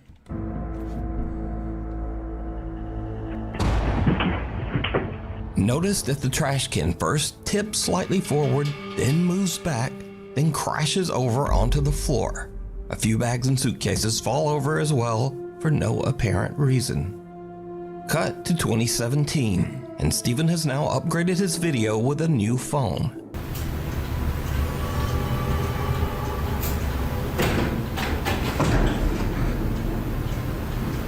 When he hears a strange rattling noise coming from the hallway outside his bedroom, he once again decides to try to record some proof of his paranormal experiences.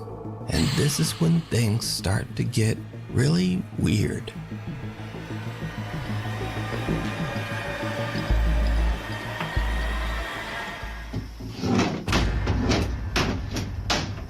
A picture frame on the wall violently moves and raises up, almost as if it's trying to fly right off the wall. Since this video, Steven says that his grandmother cleansed and saged their home, and for the last 6 years, he's happy to report he's never had another paranormal experience. This next creepy video was sent in by Nuke's Top 5. I'm gonna give that a 1. That was not scary.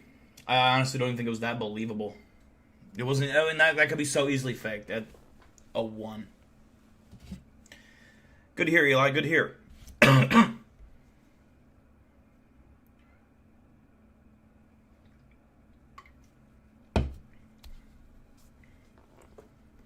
A 0 for Meow, a 1 for Lila.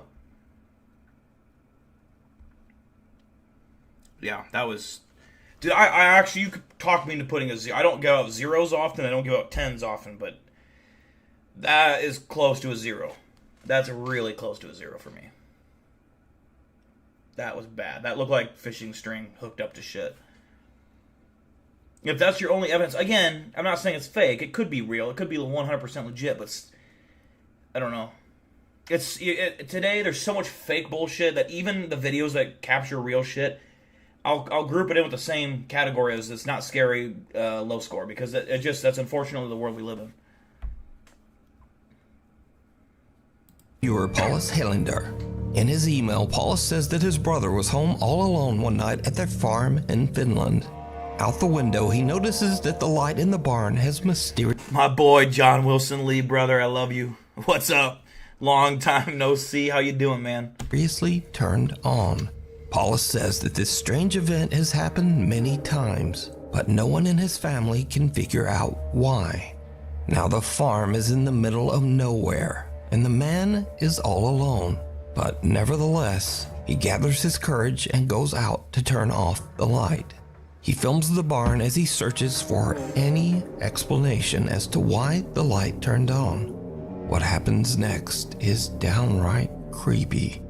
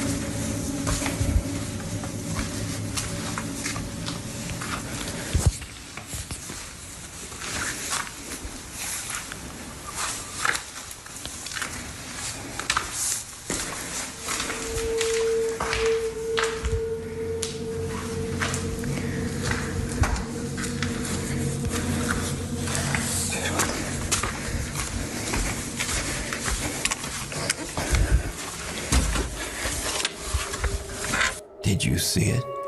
A pale, undefined face can be seen staring in through the window of the barn, seemingly watching the man before disappearing into the night.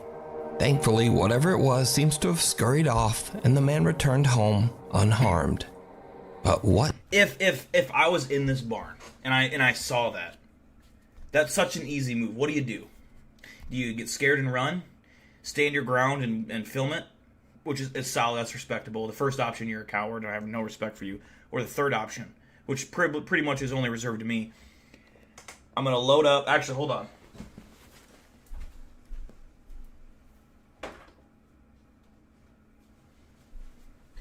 Now, thanks to Eli Buckmaster, the third option is my hands grew a little bit last time I put these on. Hold on. I put on my my specialty CRA gloves. And I absolutely, it's got these badass hard knuckles on it. I punched through the wall, the concrete wall. I grabbed that little fucker by the neck. I'm going to bring it to me. I'm going to bite its fucking nose off. That's what I would do, personally. That's just a survival instinct for me. That's what my brain would tell me to do. Just me, though. What do you think this is? Is it something paranormal? Or perhaps something even more terrifying? A real person stalking around the farm in the middle of nowhere in the dead of night. Hanako. I'm going to give that like a 3 out of 10.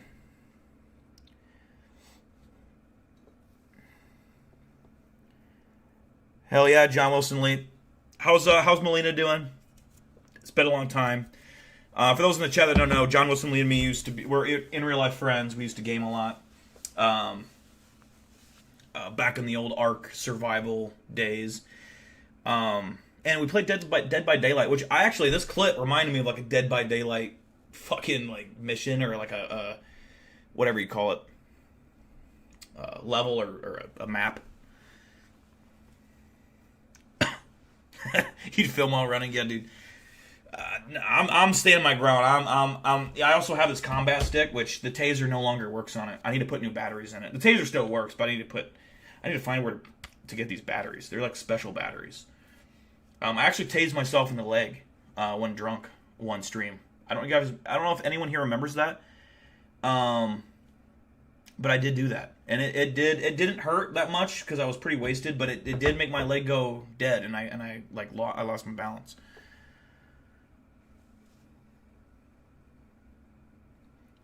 Play Dead by Daylight, dude. I suck at the game personally. John Wilson Lee in chat, he's very good at it. Him and his wife are pretty good at it. But no, that would be fun.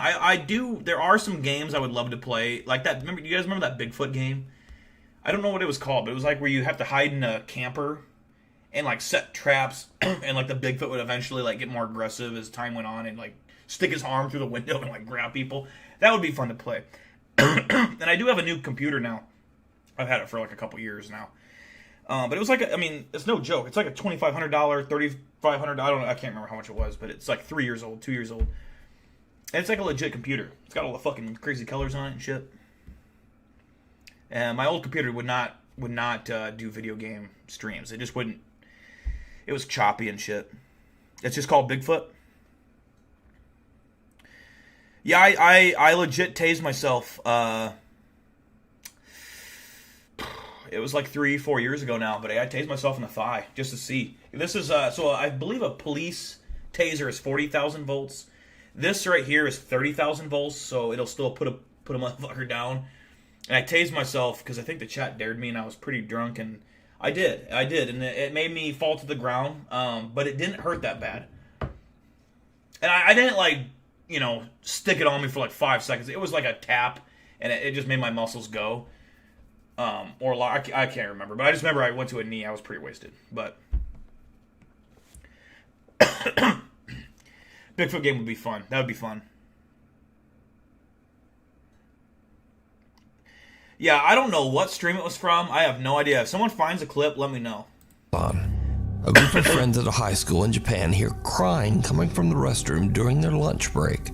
Now in Japan, there is a famous legend of a girl named Hanako-san. This young girl's spirit is said to haunt restrooms in schools across Japan. The group moves in, all of them a bit hesitant to investigate the source of the creepy sound. Needless to say, it did not go well. What the fuck? How the hell do you even... You just shit standing up?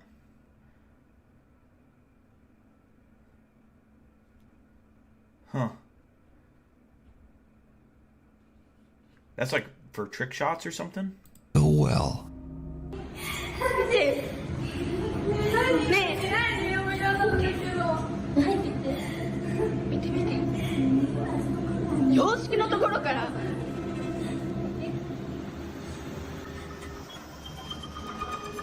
What the fuck was that? 嘘撮ってよねえ誰もいないよ本当に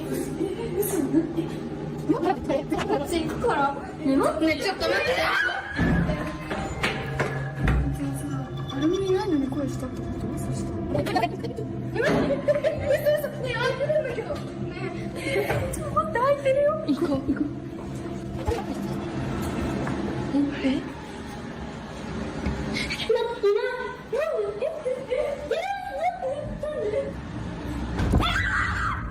What was that? That looks so stupid. The girls are just about to leave until they suddenly hear a loud bang and go back for a look.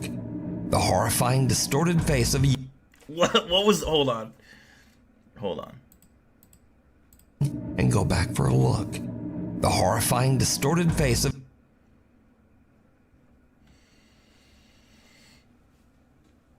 Wood. A young girl can be seen inside one of the restroom stalls. The group runs in fear, and the video cuts. Now, unfortunately, there's no source to be found for this video. It appeared on the internet as mysteriously as the Japanese... So, I can't tell, do those bathroom stall doors go all the way to the ground? Because you guys are saying you squat, like, if, like, you know how, like, you go into an average bathroom, and there's, like, that 2-foot gap between the floor and the bottom of the door? Can you imagine, like, there being a gap in your legend. So did the girls capture surely they evidence go all of the way to the ground. Hanako-san? Or is it all just an elaborate hoax? You decide.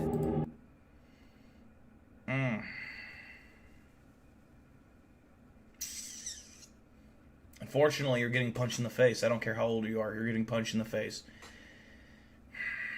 Sorry. The 6-year seal. You're catching knuckle to the nose. If you're moving that creepy.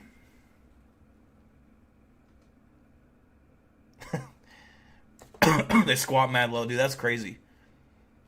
Folklore Hunter was a fun game. I've never played that.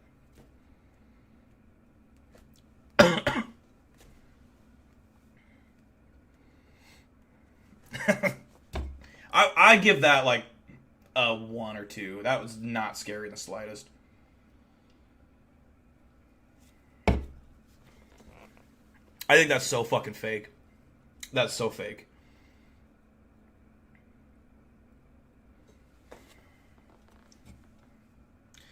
One for John Wilson Lee, a 0 for Meow.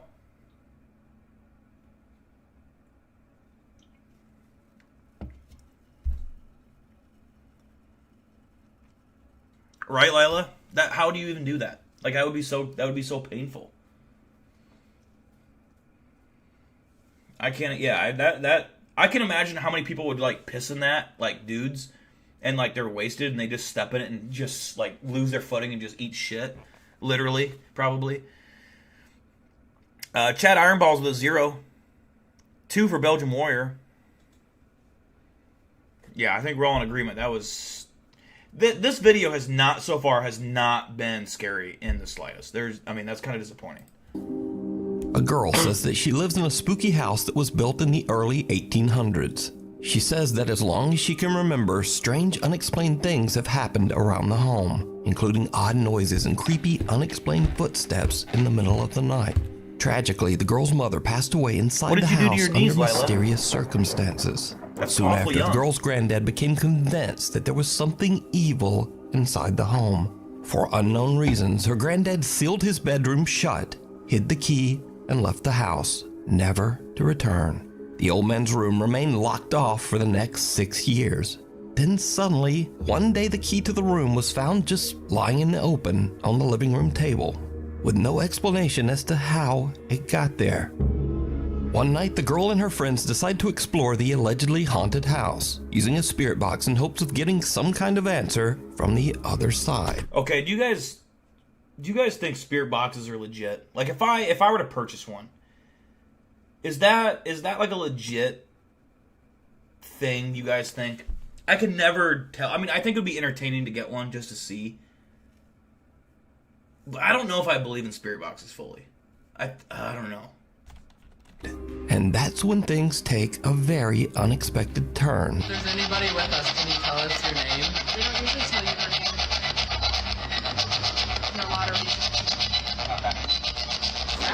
Y'all heard that? Y'all heard that?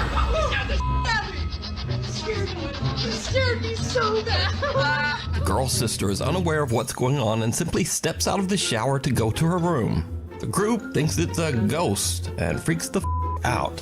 But things are about to take a much more sinister turn as the three friends finally decide to unlock and explore her granddad's 6-year sealed bedroom. It was just a bedroom? Are you going in? No, I'm getting a bad feeling about this. I don't feel good. No, I don't. I just got so lightheaded. That? I just got Corbin, don't be going for this stuff.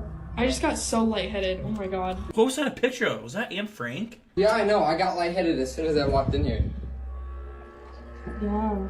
You are not welcome here. Did you guys see that picture? What the fuck? Oh, my head's itching. I If think there's there's any lights spirits in here. leave. You are not welcome. Why is Santa Claus locked up? That's what that thing's creepy. Why, Santa, why are you locked up? It could be an object in here. Yeah. Did you guys ever think about that? Like, it could be an object. You could just burn the whole room. What are you doing in the closet, dude?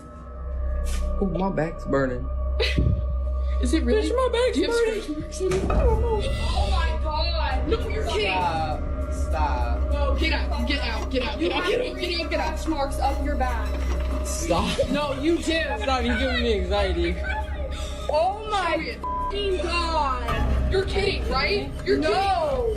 The girls are shocked as their friend seems to get scratched by something inside the room. It took us like 5 minutes to unlock that door. Like, it wouldn't open. We went in and immediately I felt lightheaded. Didn't you say you didn't feel good? Alexis. Yeah, immediately I felt lightheaded and I was like, okay, weird. But I was just trying to like play it off, you know, like it's not real. He said that his back was burning, and as a joke, I was like, oh, imagine if you had scratch marks. And then he had them. And in the video, you obviously can see there was no one near him. After this terrifying ordeal, the group believes something is very wrong inside that house. They say that they plan on just staying out of that bedroom. But what do you think is going on here? Could there be a dark entity linked to that bedroom? Or is it all just an elaborate hoax? You decide. Lost? I don't know. I mean, I could see that being him, like them scratching him before they even go into the room. I could see that being fake. I'm gonna give that a 4 out of 10. It was okay. I don't know. How was the, like, did they, I guess I must have missed it. Did they say why the room was sealed for 6 years? So about the spirit box, Eric Kennedy says he had good results. Belgium Warrior says I believe so. John Wilson Lee, me and Millie just went to a Paracon and they were undecided on spirit boxes there too. So yeah, it I don't know, man. I would definitely try one. I'm open to the idea. I'm not shutting it down. I would definitely purchase one and take it to a place just to see. For me, like in my personal brain, it ranks below a Ouija board in terms of believability. And not saying that a Ouija board isn't believable. I think it can be. It's just, I don't know.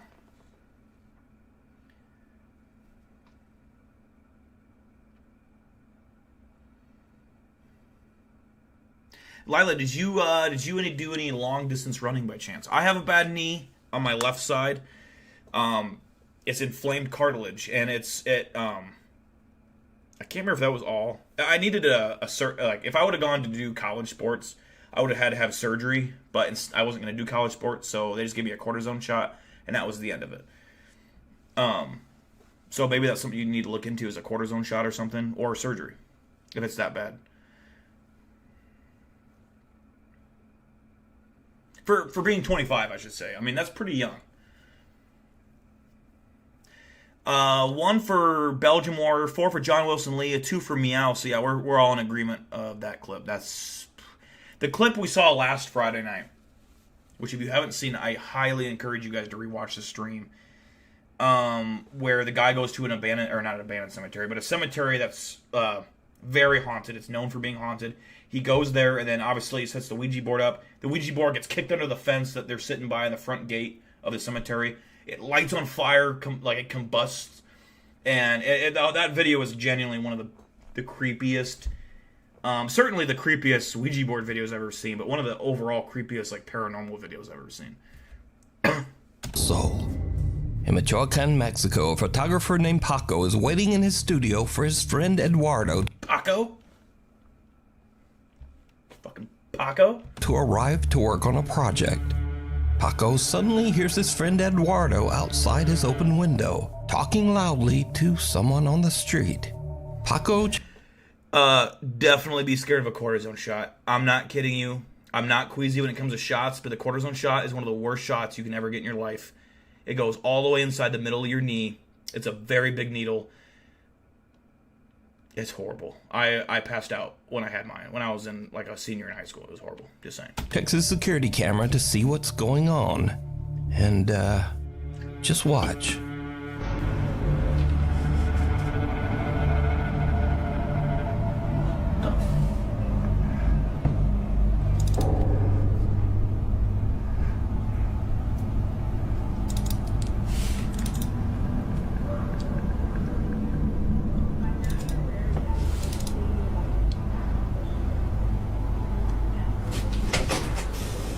Güey, te juro por Dios, güey. Te lo juro por Dios que un señor me preguntó qué onda era la pinera. No digas mamadas. Te lo juro por Dios, güey. What am I looking at? Un señor se me acercó y preguntó, oiga, disculpe, ¿dónde es la pinera? Y por eso le explico, le digo que tenía que cruzar y darle más para abajo, güey, te lo juro. Te lo juro. Eli, I was thinking the same thing. That was a sweet fucking classic right there. Eduardo swears that a man was asking him for directions, but the security footage shows no one there. Just an odd white mist. So did Eduardo have a conversation with a ghost? Or a brief mental breakdown? Because he seems convinced. So let me know what you think. Alice Addict. I actually believe that clip. There's been a lot of documented sightings of this where people, like in a hospital, see a person talk to a patient, go on camera and there's nothing there. They're talking to nobody. Someone walks through the front doors, you know, they're at the reception desk and there's nothing there. I believe this could be real. Holy cow, this what I paused on is pretty creepy. Holy shit. But no, I think, what would I rate that? It's not that scary.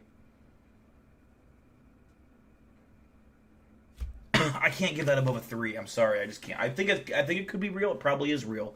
It just wasn't that scary for me. Like, if it happened to me in real life and I saw it, it'd be like, I'm saying it'd probably be a 9. Watching it, though, and I can't verify 100% hand to God that it's real, 3.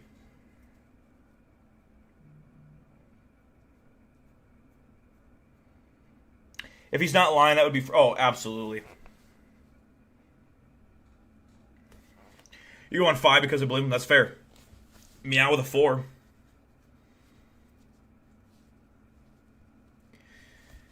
You're going to get an orthopedist. Yeah, I mean, knee pain is no good, man. You need your knees good, especially if you're that young. You need your knees to be good. And your back. Knees and back are important.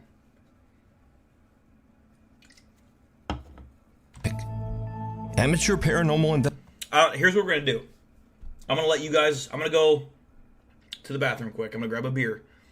You guys are going to watch this clip, and you're going to give me a score, and let me know kind of the gist of it, and let me know if it was worth my time or not. Just let me know if it was worth my time, okay? Investigator Phil Koch has been posting strange captures from his supernatural explorations for 15 years on YouTube. The hell was that? Wait, yeah. Gotta get the camera. Shh. Okay, something just crashed right next to us. In fact, I featured Phil's videos on this channel many years ago. What the hell? Something just moved behind me.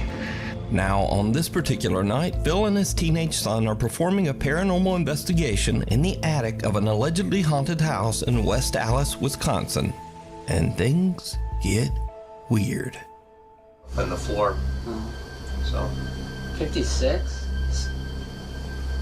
70? Between. Without them knowing, a voice seems to whisper, "Go outside." 7. But what happens next shocks them to their core. It's like 12:30. And I think that it was about an hour since we heard those footsteps coming through here, but I don't know what that was from. What's our average temperature? It's about 37, 38. That's why I'm cold. And I'm getting like a 0.2 all the way through the room. Wait, it's going to 45. There's 50. Oh, I got a 50. I got a reading here. Okay. Hello. I got a reading here. Okay. Hello. Phil and his son have had enough. They just run right out of the attic. But when Phil uploads the video, many viewers claim that they can actually see something sitting in the chair that slides out. But what do you think? Okay. Hello. The Wandering Patient. So what are we saying? That actually looked like the attic of the Vliskas murder house. Is it a nighttime monster? No, I'm drinking. So I was drinking this Steel Reserve spiked pineapple, 8%, tall boy. Now I switch over to wild berry. They do some damage. They're pretty strong. They're only $1. That's why I get them. They're so cheap and they get you so drunk. So what would we rate that clip? I missed it, so I have no idea. I have no rating. John Wilson Lee says it's worth watching so far. Okay. Gold Reaper smoking J. I can't hate on that.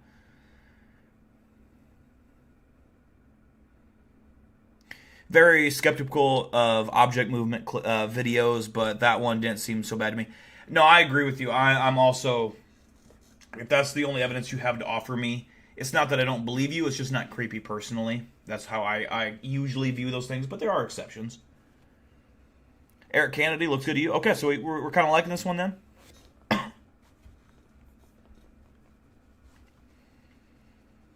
It all depends on the context, really, at the end of the day. All depends on the context. You know, if I go to the Vliskas murder house someday, which I hope I do,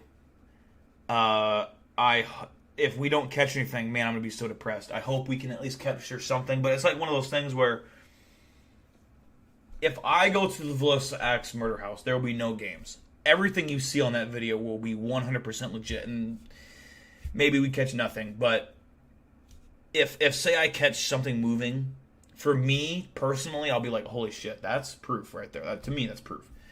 For you guys, you know, I'll be like, oh, he could have faked that, and I think you guys know I wouldn't fake something if I'm doing an actual video on it, like in today's age. But yeah, it'd be creepy in the moment, but as a video, you know, objectively for you guys, yeah, it wouldn't be that creepy.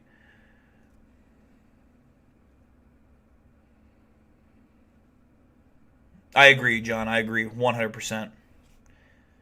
All right, me, I'll take care. No Hawkeyes, though. Fuck the Hawks. All right? Fuck them. I don't like them. Don't respect them. No, sir. We got a big time Cyclone right here. We got a big time Gamecock in the chat. Okay. John Wilson Lee. Bro, I have proof. What do I have proof?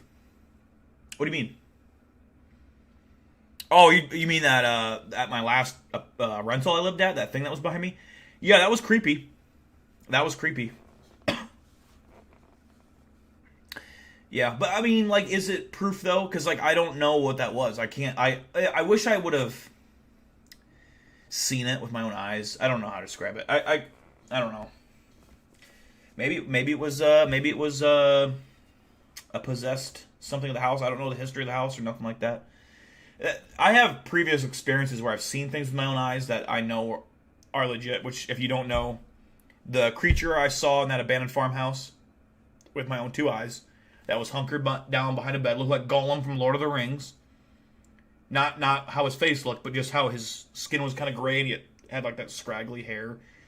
And it was a boarded up farmhouse. No way to get in except for ripping plywood off the windows. So I don't know what I saw there, if that was a ghost or that was a real thing. I don't know. And that ghost I saw in my apartment in 2017 where it vanished through the floor. And then like 2 weeks prior to that, that person had died in their house and never been found until a welfare check was performed. That was just Bob in the farmhouse. Yeah, man, I honestly to this day don't know. I have no explanation because it didn't look like an apparition. It looked so real. It looked like an actual like person, but not like I don't know. It was in the middle of a small town cornfield, like outside of that small town in a cornfield, little farmhouse, abandoned as shit. No one lived there for probably 50 fucking years. I don't know if it was that long, but it's been a long time. Every window boarded up.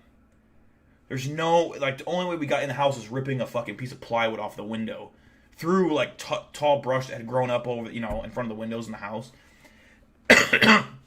So surely it had to be an apparition. I've heard theories that when you're so, because at the time I was pretty scared. I've heard theories that when you're so, like, say you're, like, super freaked out and you open a door and you're almost expecting to see something, because at the time I was, that your brain can almost see things, like you can hallucinate because you're so scared. And I don't know if that's what it was. I don't think it was, because at the time I had a flip recorder, camera video recorder, and I had that with my iPod Touch as my flashlight, because you can have like a phone flashlight basically. And I recorded the whole thing, except you only got like a snippet of it. It's the worst. I need to seriously find it. It's at my mom's house somewhere. I don't know if that video was still even on it. I don't know.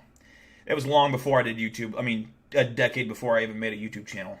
So, I remember you could see it. You could see the figure there, but it was so, like, I jerked back as soon as I saw it because it scared the shit out of me. And that camera footage is literally potato quality back then, because it would have been like 2011, 2012 probably. But take us to work with you one day since you were at the graveyard. It's definitely... See, I've never had an experience at my graveyard. Never once. I will say the only thing I've experienced that was somewhat, like... I wouldn't say it's haunted or nothing like that. I was out working in a garden. We call them gardens. And I heard someone shouting. It sounded like a child. It was a windy day, so you know how your voice can carry in the wind? And I heard a child shouting to someone. I just know it was a female. I don't know if it was a child or a young adult. I would say between the ages of 10 and 22, shouting, and I heard it carrying the wind, like the voice carrying the wind. I looked around and I didn't see anyone at all in the cemetery. So I don't know if the voice just carried from a long ways away and got to me or what. But that's the only thing, and it wasn't creepy. It was in the middle of the day, so I tend to believe that was just actually someone yelling from a distance, and it just carried their voice. Because the wind does carry voice quite a ways. But yeah, I know people so our office building is an old farmhouse on the cemetery that's always been there. There are people that work in that office that have experiences and stories when they're there alone.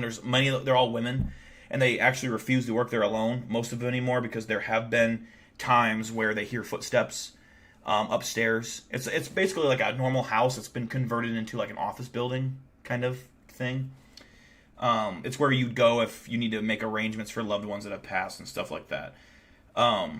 And the people that used to live there in that farmhouse, my old boss that retired actually talked to the people somehow that lived there or knew the people. I can't remember. But the story goes that when they were kids in that farmhouse, they saw like a Civil War soldier walking down the stairs. That office is where I am clocking in and out of work every day. I've never seen anything there, never experienced anything there. I'd say half the office ladies that work there have experienced something. The other half don't believe in ghosts and haven't experienced anything. So I don't know, but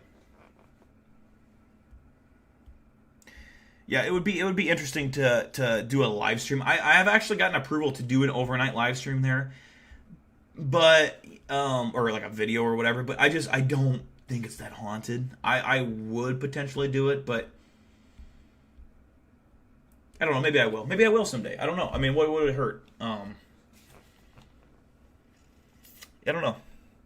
It has some creepy stories that people that have worked there have told me about. But like I said, it's nothing over the top. This next video takes place in an allegedly haunted hospital.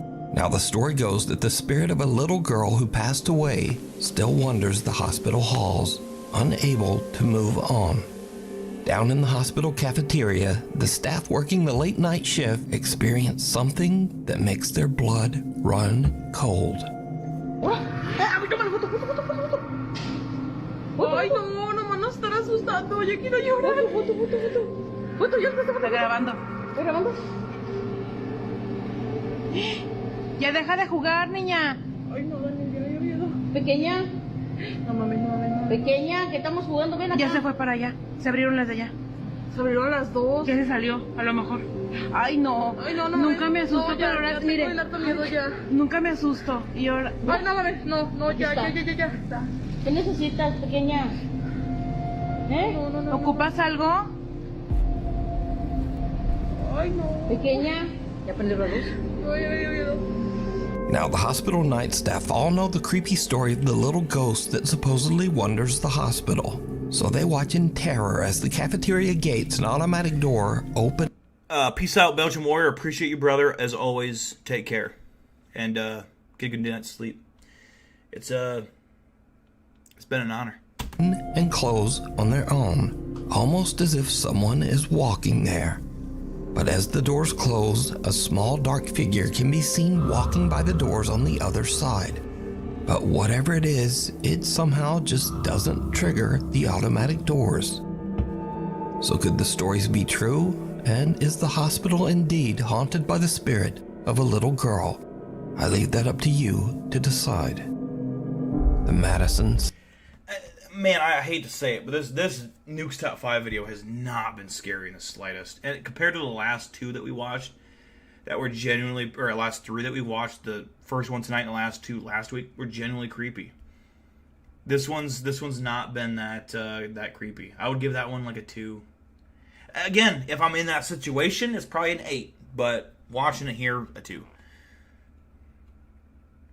You should record and just have the content and compute it later, or compile it later if someone. Yeah, absolutely. And you know, what I'd probably do is I do a mix of that and then like a live stream. And I may do that. I have gotten permission from my boss to stay the night there and film. The problem is I just don't want to do it alone. Not that I'm scared. It's just so boring. You know what I mean? I want some company. And it'd have to be someone that I work with. Because they're not going to let someone outside of work stay there with me. Obviously. So, it'd have to be someone I work with. And it's like, I don't know. There's no one that I work with that really would be down for that, I don't think, unfortunately. But I'll have to see. I'll have to maybe talk to some people. Outside of my boss alone, she might do it. But we all have families. It's tough to, like, stay away for a night. You know what I mean? How's the storm? The storm was actually pretty quick moving. It was pretty aggressive. It actually, I had to shut my window because it was blowing the fuck. It sounded like it was gonna blow the window out, but it passed probably after 20 minutes, and it was fine. Yeah, definitely a weaker Nukes. Not what I was hoping for, but you know, at least he doesn't post stuff like Chills where it's just Nukes typically goes after quality over quantity, and these other guys usually go quantity over quality. So I can let it slide. All right, it would be very boring to be alone, and I can do it. It's not that I'm scared to stay alone in a haunted place. It's just boring. Like, what do I do? You know, I could sit there in a chair, and it's fucking in the dark, and I'm recording myself as a question, but it'd be so boring. Like, time goes so slow when you're by yourself, I feel like, so. Seminary. 2 teams of paranormal investigators decide to explore the allegedly haunted Madison Seminary in Madison, Ohio. Madison Seminary was built in 1847, and over the years the building has been used as a school, a hospital, a mental asylum, and even as housing for the grieving families of men who died in the Civil War. With a long, dark history like that, it's no surprise that many ghosts are said to haunt its abandoned halls. So one spirit in particular is said to be that of a very unfriendly doctor who tries to frighten and physically attack anyone who visits Madison Seminary. Now, the team of paranormal investigators has just started to explore the building when investigator Mandy notices something very odd. You're super red. What? Am I gonna die? Wait, what? Come on. Am I gonna die? Whoa. Oh, yeah. Dude, he's super red. Look at that.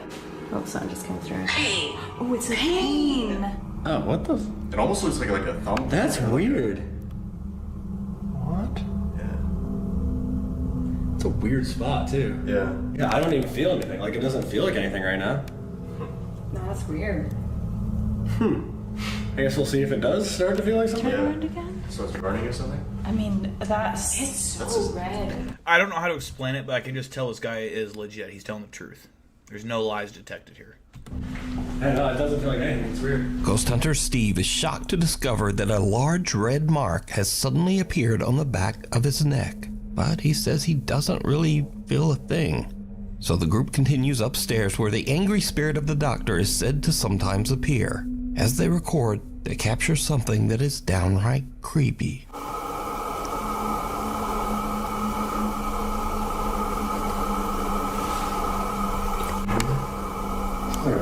Yeah, it was like a male voice down there. It was like 2 or 3 words. Doctor! Doctor! It said doctor. It just said doctor. Right after we heard a male voice, it said doctor. Yeah. So the thing is, he says he doesn't like to be called a doctor because he says he was a surgeon. So people call him a doctor and it makes him angry. So we call him a doctor, usually. Is there a doctor down there?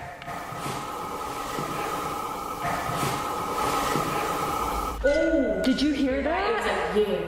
I definitely heard a voice coming from down there. The group hears a male voice coming from somewhere in the attic. But did you see it? Right after the investigators hear a voice and their obelisk ghost box says the word doctor, a small dark figure can be seen running into the attic hallway. Come on. The ghost hunters don't even notice the odd figure and only see it once they review their footage later. So did they capture the spirit of the old hospital doctor on camera? Was You he decide. like 2'7"? The fuck? What? Like, okay, again. It's not that this is fake. It could be real. It's just sometimes, you know, like, it seems like it's too good to be true. It kind of seems like this is that. I know I just said that this seems believable. I believe the people. I'm not saying this could be legit, but it just sometimes clips seem almost like the footage seems too good to be true. And that looks ridiculous. I'm sorry. You can watch this entire investigation over on the YouTube channel, Ghost Club Paranormal. I'm gonna say a 2. That was not it for me. That was a 2. Could be real. I'm not saying it's 100% fake, but you know, when your channel pumps out videos like that, you do have to produce some stuff. You have to produce some content. Does that mean it's all fake? No, but could you throw in a few fake things here and there to spice it up and make clips? Absolutely. So I'm gonna stick with a 2.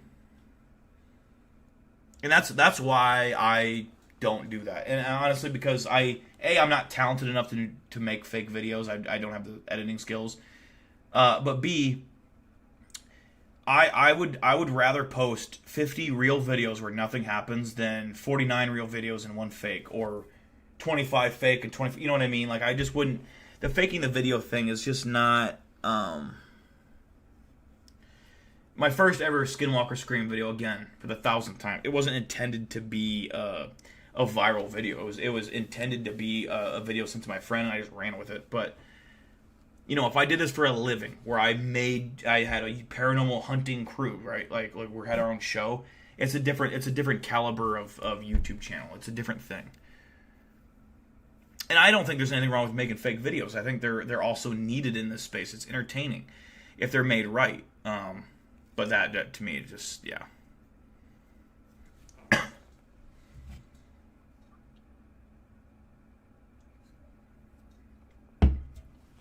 No reviews on that one?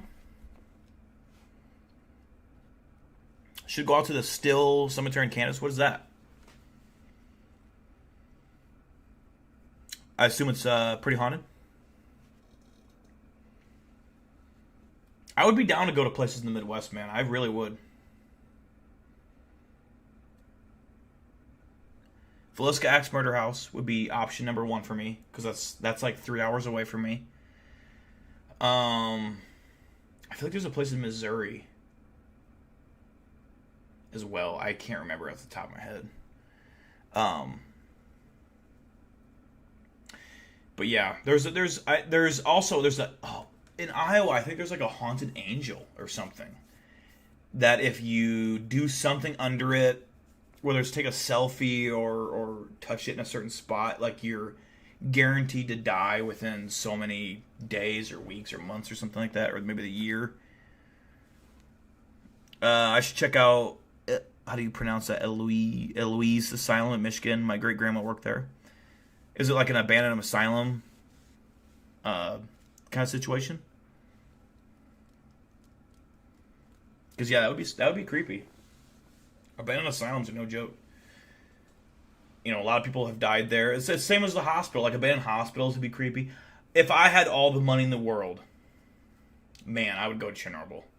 Chernobyl, like the abandoned hospitals in Chernobyl, you know, which you legally can't go to, but you can get requests to go there. You can film, because people have done it. But there's like in the basement, there's still the firefighters' uniforms and out, you know, clothes they were wearing that night of responding to the Chernobyl accident that are still so radioactive you can't even go down there. But that hospital you can still go into, and that's where a lot of people died of radiation. And that would be creepy. Chernobyl in general would be creepy to go to. And you can go there on tours and stuff. You can't just like free-willingly explore. But you can go there and film and stuff. Oh, I think you could film at least. I watched a couple of videos on it, so obviously you can. But there's a lot of them in the central U.S. Is it just like knowingly haunted cemetery or what?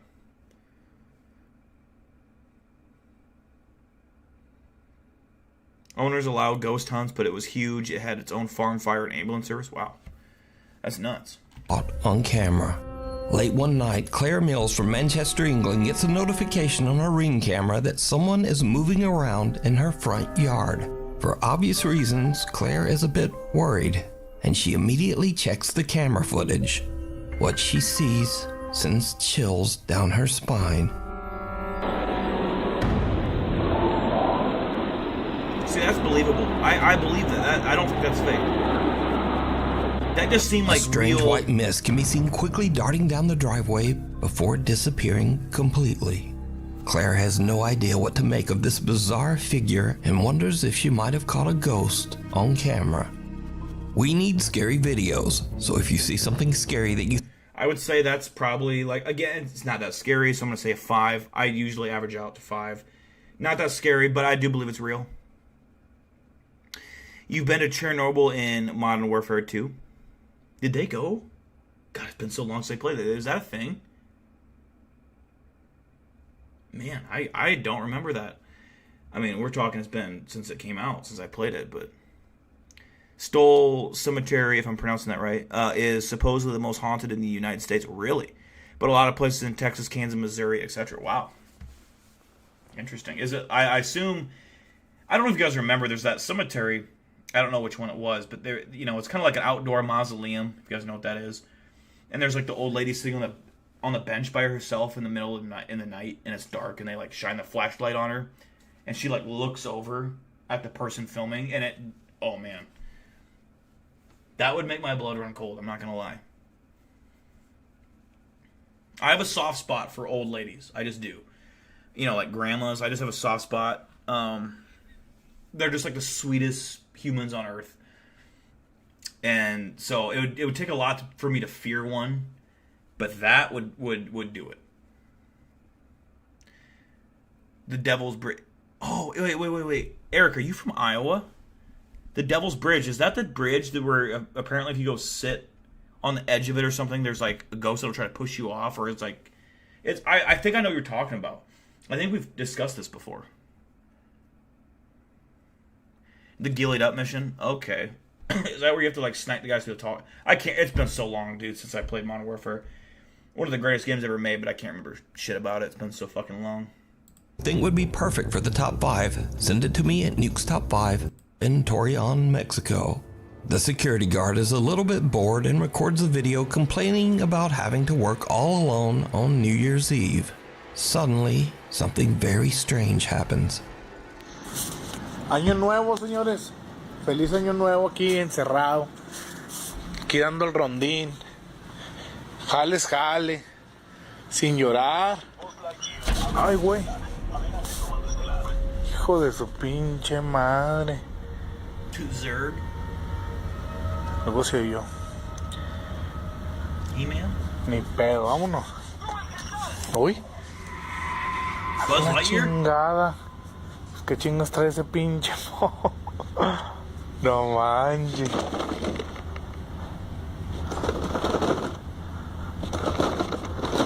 No se oye con sensor, valiendo madre. Vámonos mejor. Uy. Uy, güey. Vámonos mejor. After this creepy occurrence, the security guard is a little freaked out, but just brushes it off. But then, another night at 3:20 in the morning, Rivera thinks he keeps seeing someone walking behind him from the corner of his eye, even though he's the only person in the store. A little spooked, he decides to record himself as he walks through the store, hoping to catch a glimpse of any mysterious intruder that might be following him. What happens next is truly bizarre. Hola, ¿qué tal? Buenas madrugadas. No, bueno, más bien estoy nervioso, asustado.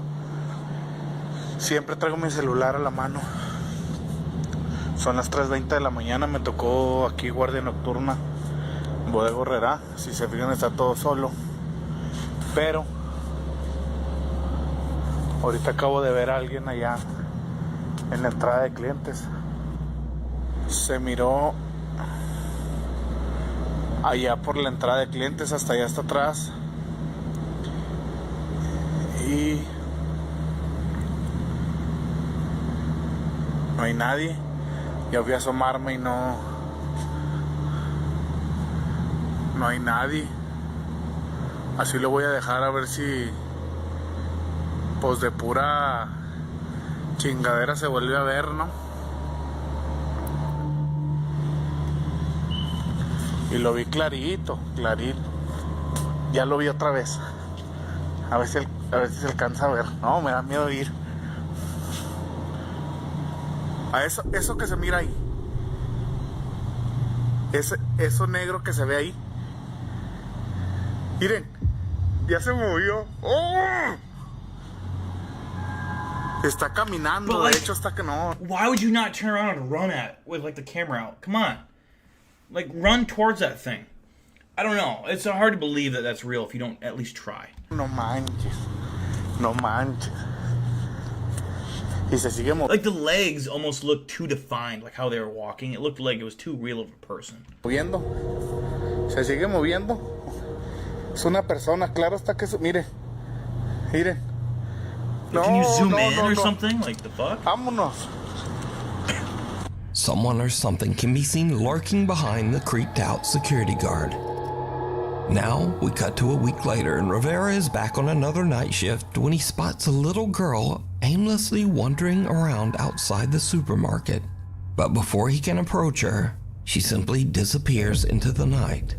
Given the late hour and the fact that the little girl was all alone, many viewers have speculated that this little girl could have been responsible for the strange occurrences in the store. Some even suggest that she might actually be a ghost. So now a few months go by and things seem to be back to normal at the store. But then Rivera spots a shopping cart doing something a little weird. ¿Qué tal, amigos? ¿Cómo están? Oigan, estoy en mi hora de comida, pero no van a creer, amigos. Ahorita escuché que se movió el carrito. No lo vi. Escuché que ese carrito se movió, amigos. Se escuchó así clarito como si lo hubiera alguien agarrado. Bueno, no sé, a lo mejor son mis nervios. Miren, hasta no sé si se fijan, hasta estoy temblando.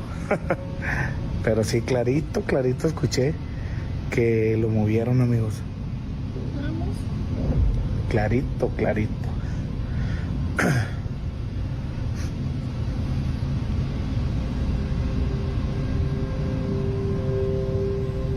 Si yo, pues no alcancé a grabarlo, obviamente. Pero mire, no manches, mira. Chéquense. Ustedes me van a decir si soy yo, son mis nervios, no sé. Pero, mire, no manches. No manches. No manches, amigos. Se movió. El carro se movió.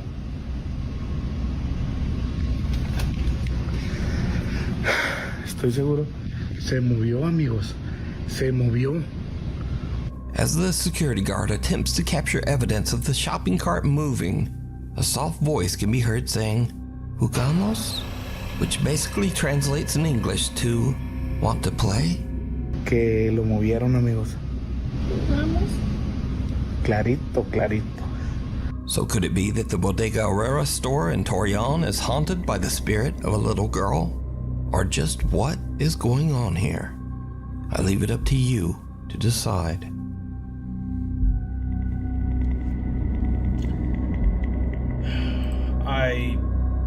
I give that like a 2 out of 10, man. That was just not... That was a rough video. Like, honestly, there was not a single good video in that entire clip. Again, it could be real, but that just, I don't know. That smelled fake to me. My gut instinct says that's a fake video.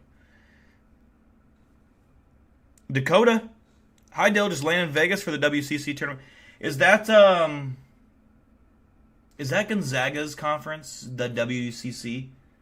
I'm trying to think of what that stands for. But isn't that Gonzaga? Is that conference? That sounds fun either way. Hell yeah, dude. Vegas, fucking early March. That sounds awesome. Lila, I agree 100%. That was, yeah. That sucks. It's a disappointment because I think, it's not a Nukes. And I think he kind of has to show some, I think, uploads looks like once a month or something like that. You're going to have stinkers, you're going to have bangers, but that unfortunately was a stinker. Hopefully the videos going forward are not that way. We will, Lila, I think I did, let me make sure I subscribe to that one guy. We're not going to watch any more videos tonight, but I did subscribe to Chilling Scares so we can watch him in the future as well if needed. Because I already see 8 most disturbing things caught on dash cam footage. I like those. Those are creepy.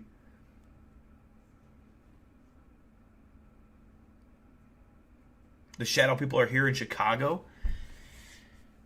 The Thunderbird in Chicago. I don't know. That seems like it's not in its habitat. Where would it go in Chicago?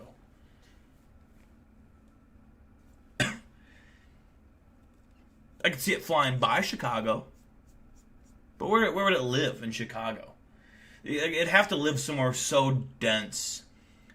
And I honestly don't even think this Thunderbird would even be in America. I think it'd have to live in the Amazon rainforest or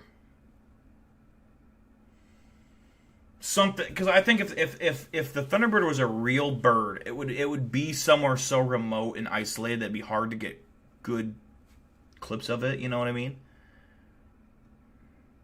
Chillin' Scares got clips I've never seen. Okay. You guys are hyping it up. I'm excited. Maybe next week we'll open with one. I like the... maybe if you guys can send me a recommendation to a specific video. Or we'll just do their most viewed one, which it looks like it's... let's see. Yeah, the 8 most disturbing dashcam things. Doorbell camera footage, that's okay. Forest encounters, camping encounters. Yeah, that looks good. That looks creepy. Sometimes real people are the scariest people.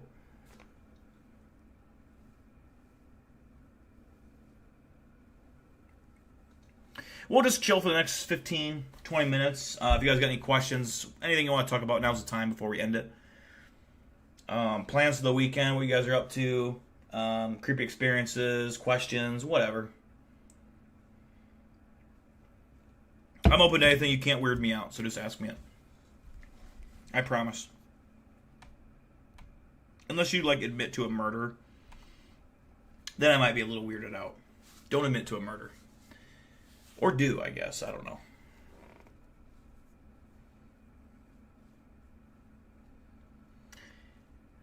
Let's see. In Illinois and Iowa for what? For a Thunderbird? Yeah, I don't know. I don't know if I believe in the Thunderbird. I think there are species that we just do not know about that exist out there for sure. And I think there could be things that the government keeps from us in low numbers, like, you know, in laboratories and shit that could exist. But I don't know. I believe in Bigfoot.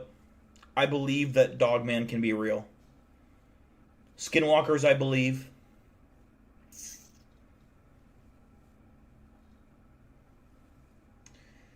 You know, Wendigos, I think I could get behind that. You know, if the Native Americans believe in it, I think there's a good chance I can believe in it, because those motherfuckers know their shit.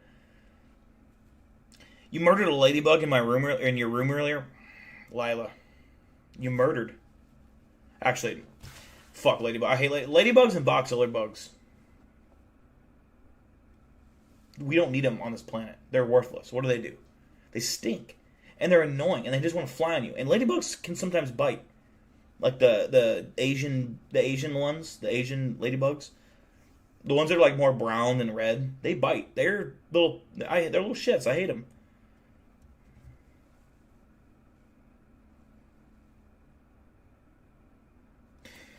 Pretty sure docs just came out saying Lyme disease is confirmed to have been a leak from Plum Island. Really? Great. Fucking Lyme disease.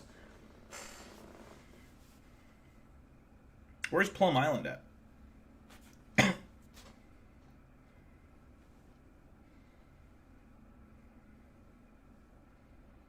Because you get Lyme disease from ticks, right? Ticks or deer, or maybe deer get, I don't know. We got a lot of deer in Iowa. We actually, every night, so my oldest dog, who's like 3 years old, just turned 3. Might not even be that old. Man, I gotta think. I think she's like 2. No, I don't think she's 3 yet, actually. She's the Pyrenees, the Great Pyrenees that we have. She is our watchdog. Our Rottweiler stays in the kennel at nighttime because she just can't stop eating stuff. And Sadie, she sees deer outside every night and freaks the shit out. So I wake up and I'm looking out the windows because I'm expecting to see someone. It's just deer. But one night she's gonna see something. It's not gonna be deer. I just know it. It's a government island where they experiment on really. Plum Island is the Montauk Island place. Really? Wow. That's great. That's just what we need. More disease.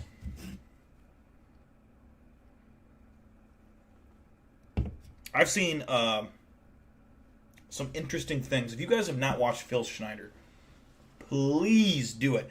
He actually predicted that the world will, for the most part, end by the year 2029. Most of the things he's said have come out to be true, or we're just not to that time yet. He was killed for what he was saying about the New World Order that was scheduled for. They didn't have an exact date, but just said by the year 2029. Spoke about the aliens that have visited Earth, that are working with our government, that run our government. It's a very complex thing. There was, I think, 7 species of aliens that are here. Like how many planets in our solar system there are. There's way more than 9. Uranus, Jupiter, Saturn specifically. Saturn's the big one he mentioned. Even Pluto are all 100% habitable, just like Earth is. The sun doesn't produce heat; it produces radiation, and when that radiation interacts with their atmospheres, they adapt to create their own heat, like it does on Earth. And that NASA has lied to us all these years. And he's not the only one that's talked about this. There's been a few guys. And it makes you think, like, man, and obviously, I'm not saying this is 100% fact. I do believe it's true, personally, but it's like, man, it makes you think. It's like, you know, and like all these planets, like Saturn specifically, he talked about, and a lot of people have talked about, it's not just Phil Schneider, but that Saturn in the rings are floating, like, essentially like skyscrapers, like of aliens that live there. And all these planets know about Earth. Earth is like the dummies. Like, we're the dummies, we're the meat bags. We don't really serve a purpose. We don't do much. And that brings in the New World Order, where they're going to kill, he predicted 5/8 to 6/8 to 7/8 of the planet.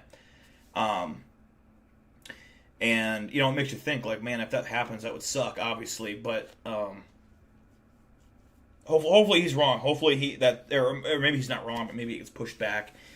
Who knows? But the fact that the government is now talking about aliens, admitting to them, and now Trump has formally said they're going to look into it.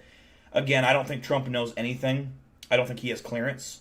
We know this because of Eisenhower back in the day with Area 51, threatening to invade Area 51 because he wanted to send 2 guys there to be debriefed, and you know, have all the declassified information shown to them so he could report back to Eisenhower. Presidents don't know shit.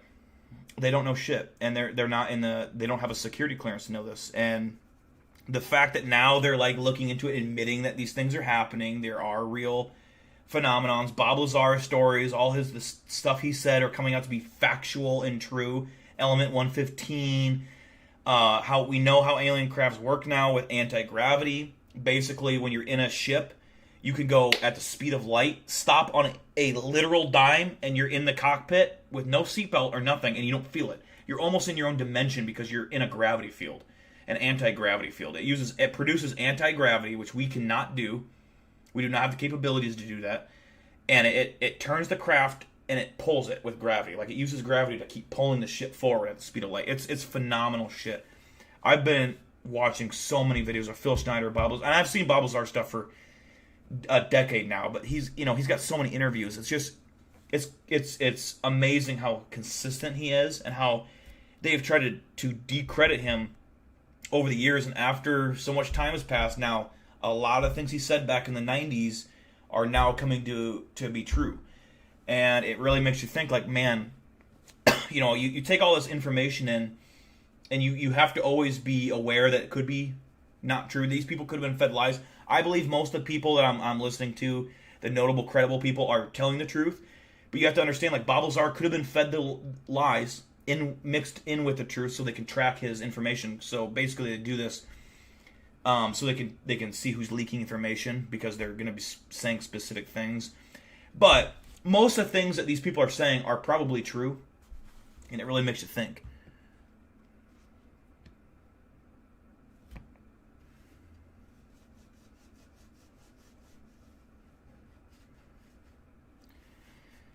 I could go on and on about aliens, dude. On and on. You know, Greys, Nordics, there's like hybrid Greys. The fact that when they abduct human beings, they're killing them. Not always, but most of the time they're killing them, and they take the humans and they harvest them while they're still alive, and they rub like all the nutrients in the secretional glands. I forget what the term is, but your something glands in your body. They take it, and how aliens, they don't use their mouth. They rub your fluids on their arms, and their skin absorbs it, and that's how they get their nutrients, and that's how they feed. And then they excrete their waste back through their skin, which is why they stink so bad, and they have like a putrid smell, like specifically the Greys. But yeah, it's just, I could go on and on, dude. I've watched so much shit about it. It's my number one fascination is aliens, anything aliens. I wish that I could just fucking, I just want to see one, dude. I fucking wish, like in Brazil, all the shit that's happened there with the guys on surfboards that are flying around, like it's just so much shit. Still got that mullet. Hell yeah, baby. My hair's a mess right now. I need a haircut, but yeah. Mullet's going strong. Adrenal glands. Thank you, Blaze. That's it. Adrenal glands. So I take it you've watched Phil Snyder's stuff, his presentations. Fascinating. It's fascinating. Have I punched Paco in the last 4 years? No, probably not. His arm has almost fallen off. I can't punch him anymore. I used to punch him all the time, but I punched him so many times his like arm is like almost ripped off his shoulder. So I don't want him to lose an arm. Literally straight up my dream to see like a legitimate UFO, and I don't care how weird that sounds. No, that's not weird at all, Lila. That's totally normal. I would say this to you. It depends where you live. Do you live in a big city or a small town? Can you see the stars at night? What you need to do is get an IR camera. I believe it's IR. It might be like real proper night vision might work as well, like military grade night vision. I don't know if you ever. My dad owned a pair of military grade night vision goggles, and dude, you can see so many more stars than your naked eye can see. It's so crazy. That might work too, but like IR, infrared, whatever. If you look up at the sky and you got a good view, there's been a thing going around lately. If you just watch the sky, you'll see these fucking orbs flying around all the time that aren't satellites. They're moving way too quick. And I have, like Eli Buckmaster gave me a couple of IR cameras, like heat thermal camera, and one of them's actually they're both heat.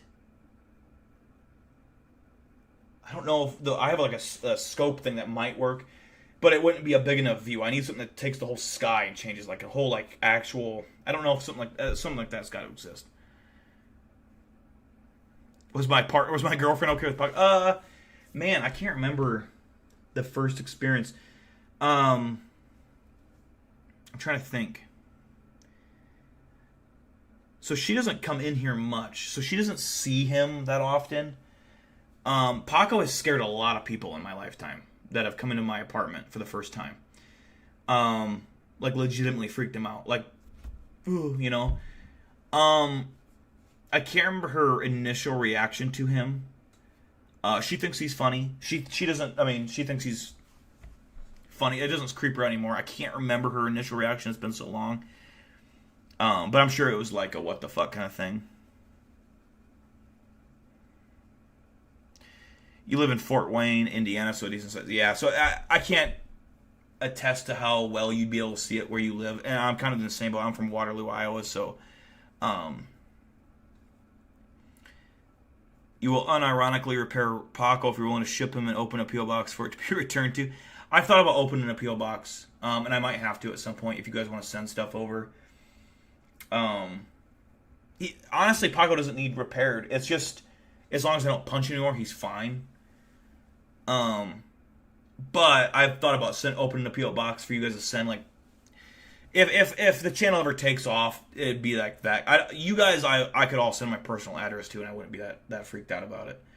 But if I ever got big time, or not even big time, but like I got bigger, I would set up a P.O. box and so you guys could send stuff in or whatever. You saw what you think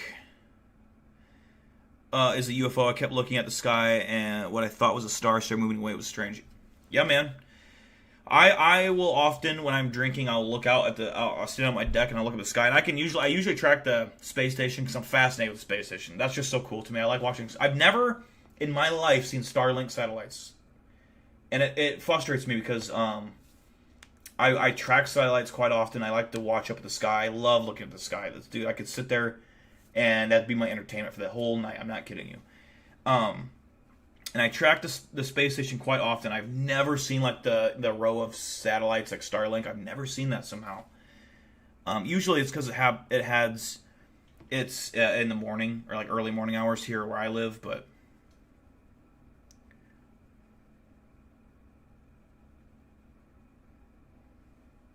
what do you 3D print? What do you got for 3D prints? What do you got a 3D printer, you mean? Do you not send your...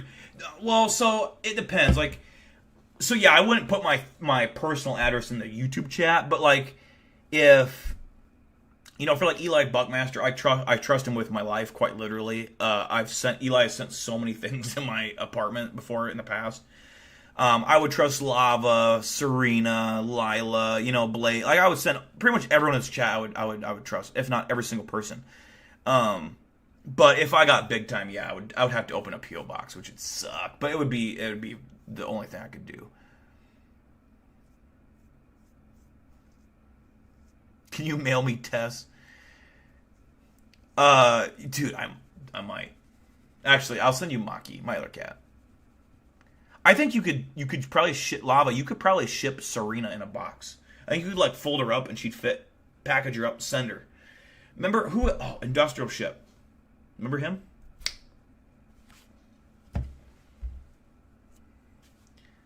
Oh, so Eli, I saw a video of a guy actually talking. The ham radio, I assume, is like the thing you hold with like the what do you call it?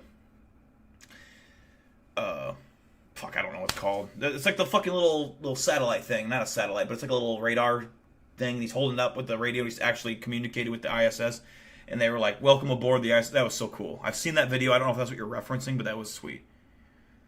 Got to send your beef jerky at some point. Absolutely, man. Flat rate fee. Dude, it's probably like, yeah, absolutely. Send her by, like, make sure she gets sent by helicopter. And make sure it's like FedEx, not UPS.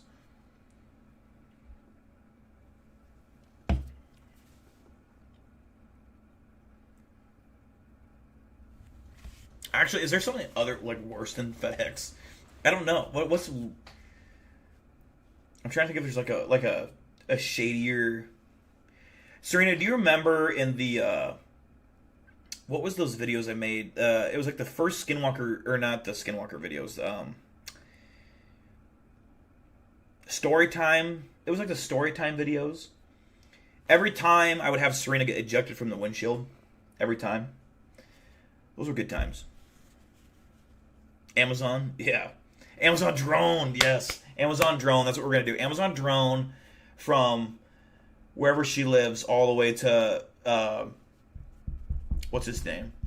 Oh, do you guys remember Hannah? That's where I'm sending her. Hannah Hubner. Yeah, Serena was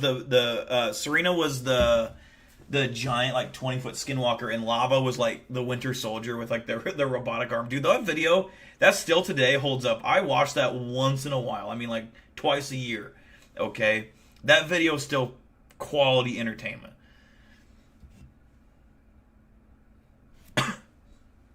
You worked at Amazon in the warehouse for 2 months, and I thought, really? You hate it? Why'd you hate it? I'm not surprised. That's interesting. Straight to Russia, right? Right to Russia. That's where you'd want to be. Video smash. Oh, dude, I kind of want to watch a piece of it. We won't watch the whole thing, but I kind of want to pull it up. Dude, it's such a classic staple on this channel, because it was before, you know, AI. It was before even green screen stuff. It was like one of my first videos I made, and it's objectively terrible, right? Like, it's just so stupid. But it's so... Where the hell even is that? Oh yeah, Cryptid Wars Storytime, Episode 1. And there wasn't even like a Part 2. I don't know why I called it Episode 1. Episode 1 and final episode. Okay, let's see here. Hey guys, what's up? Many of you might be wondering what this video is, and I kind of wanted to give you guys a heads up. So I don't know why I even did like an intro to this. That makes no sense in my brain why my old self would do that. Just show the damn video. Oh, I even did like okay. Caterpillar Man looked way different than what I would imagine him now.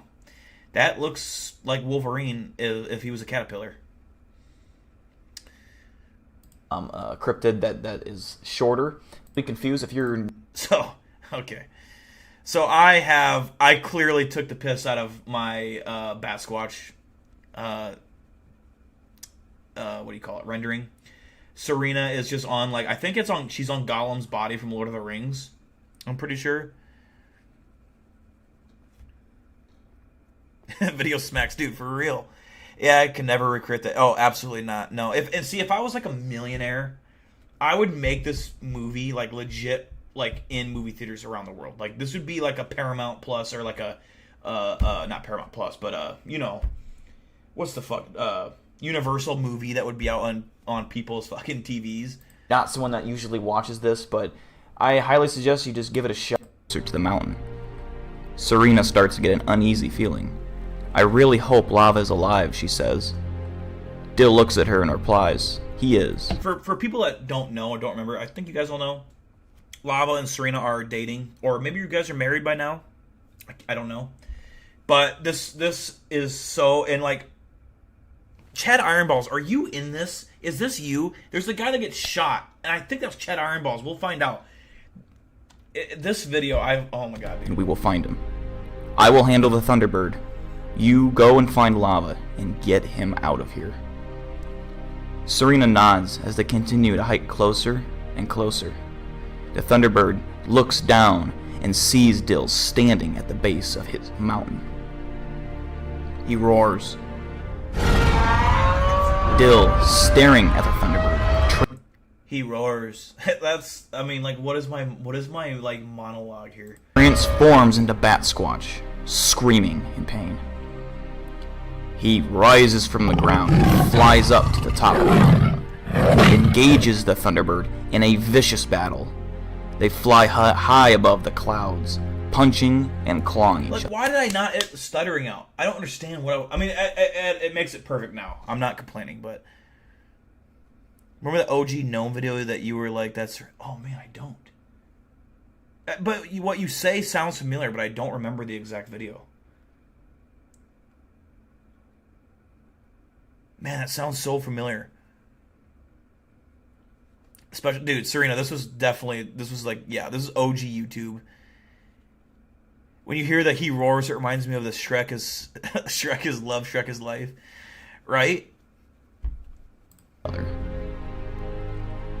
Thunderbird was massive, even bigger than the Bat Squatch, who was about 16 feet tall and shredded with massive claws and teeth. All that is funny. That's the shredded part. That is accurate. That is me. I'm shredded, dude. The scene cuts back to Serena as she approaches the nest. She yells for her boyfriend. Lava! Lava! She then hears a cry out from somewhere close. Serena. She walks through the nest and finds an entrance inside the mountain, almost like some kind of long, winding staircase. She walks down the stairs, only lit by torches. She comes down the stairs and enters a dungeon. There, in a cell, she sees him. Oh god, he's got no legs. I don't know why I couldn't find legs for you, Lava. I'm so sorry. I try to make you look so... That is actually Lava's face, and I just put it on... Actually, was that... I don't even know if that's your body. I don't know if I just found a random ripped body and put a Winter Soldier. I just know it's Winter Soldier's arm in your face. I don't know where that... I don't know what I was Googling to get that. It's Lava, but only part of him. He is in the dark. She calls out for him, but he tells her to stay away. Serena looks closer as Lava steps out into the light. Serena is shocked at what she's seeing. Lava is now a half-bionic man. Who did this? Why did the Thunderbird bring you here? Lava looks at Serena and explains to her that the Thunderbird brought him here to be turned into a weapon. He says once he arrived at the nest, several Fey tribe members came and got him, and turned him into a monster. He said they have a big grand plan to win the Cryptid War. Serena asked him what he meant by that. He said he wasn't sure, but he knew the Dark Cryptids had the key to the war. He looked up and just said, "It's Big Dill. He was the key all along." The scene cuts back to Bat Squatch and the Thunderbird fighting. Bat Squatch grabs the Thunderbird by the throat and flies it into the ground as they come sliding to a stop on the forest floor. The Thunderbird grabs Dill with its massive beak and teeth and throws him off itself. It gets up and flaps its wings very hard, blowing trees and shrubs right over it. Bat Squatch sticks his claws into the ground and holds on as the massive winds pass him. The Thunderbird lets up. As as it lets out a screech. Bat Squatch jumps up and punches it in the beak, and then slides down its body with its sharp claws. He grabs a leg and throws the Thunderbird. How funny would it be if I was like a millionaire and I made this video live action on like Universal, but you're thinking, oh man, Bat Squatch is gonna look cool, but he looks exactly like this. I troll the fuck out of everyone, and it literally just looks exactly like, I just have cat ears, and I'm not shredded. Like I just look like a normal guy. I have like a dad bod. He is starting to overpower the Thunderbird quite easily. The Thunderbird rises into the sky and calls out to something, and then flies away in a hurry.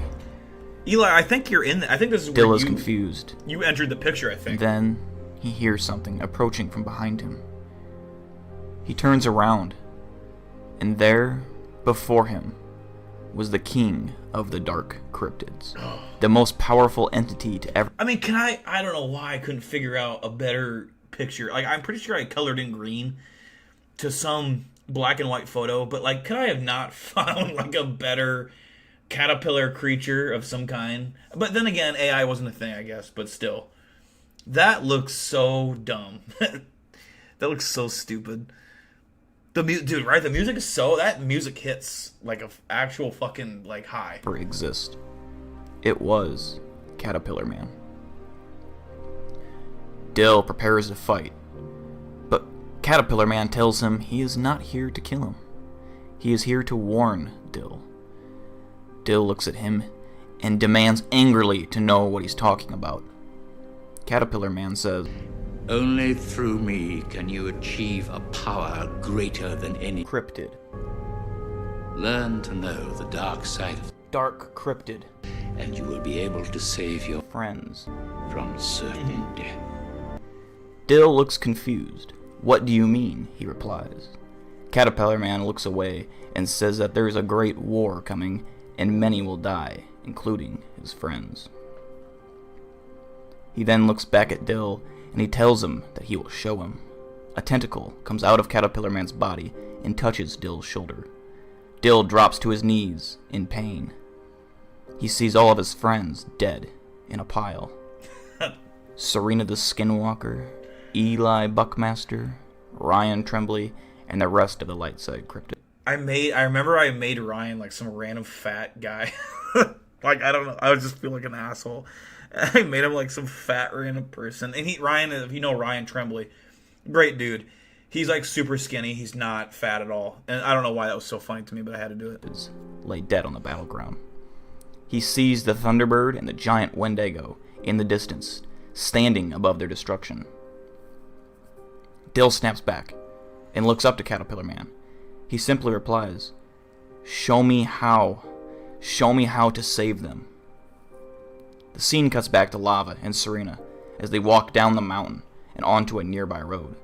Serena pulls out her phone and calls Eli. How tiny she is. This is the best part of the video coming up. She explains where she is and that Dill has not returned from his battle with the Thunderbird. Eli sends one of his self-driving Teslas to their location. They get in and leave. As they are driving, they take in the brief... This is my favorite probably edit of the whole thing. I don't know why I find this shit so funny, but it's so fucking funny. Silence and relaxation. Lava looks over at Serena and asks her if she's okay. She replies that she's fine, but just wants this war to end. Lava explains that things are only about to get worse. Just then, out of nowhere, a tree falls in front of the car. The Tesla hits the tree, and Serena gets ejected through the windshield and flies onto the pavement. She slowly gets up, dusting herself off and holding her head. Lava asks if she's alright. Lava's not even looking at her. It's like the complete opposite direction. It's like max, or what do you call it? Looks maxing, or whatever they call it now. It's like, oh my god. I think up to this point, we had a storyline where Serena would get ejected through multiple windshields because I think how this started was like we do like storylines where I just like off the top of my head make these stories up, and then finally I made a video for it. I think that's how it went. But holy fuck, this is fucking hilarious. And she says she's good. They both go over to the tree to investigate what would have made it fall over. They see a precise cut on the tree, something not done by a human. They look at each other and then both turn around, expecting someone behind them. But it was just their friends, Texas Panhandle and Satan. Both of them were given weird... Okay, Chad Ironballs. Have you always been Chad Ironballs, or did you used to be Satan? I don't know why, but you kind of remind me of Satan, the guy that went by Satan.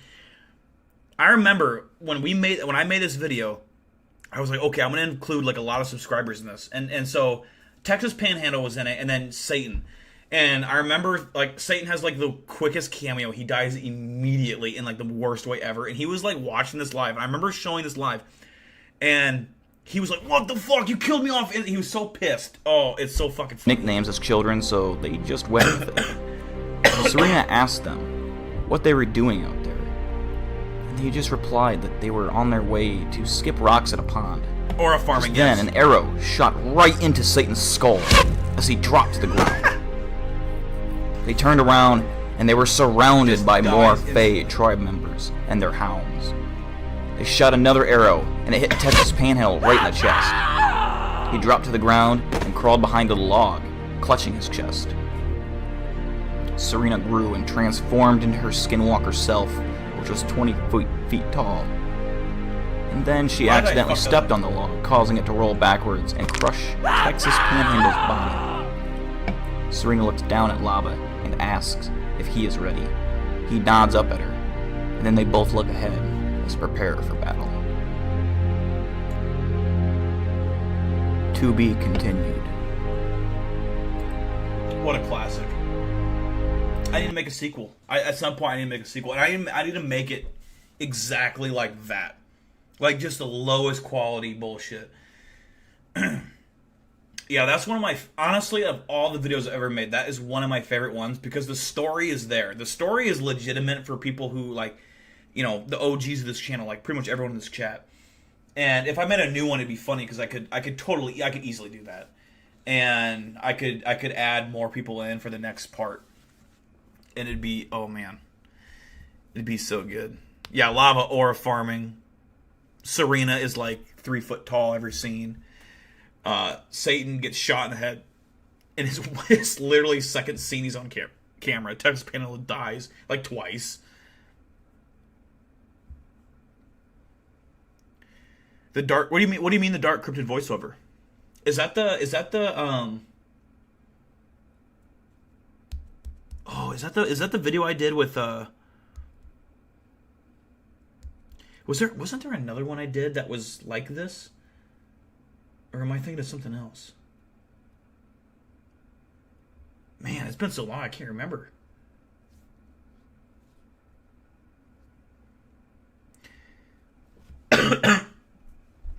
That's why I loved the video I did to when I came back to the channel here just like what 2 or 3 weeks ago. 2 weeks now. With the AI, that was a lot of fun. And that actually had Caterpillar, man, let me pull it up, hold on. So, I actually used pictures of me with AI. Let's see, how do I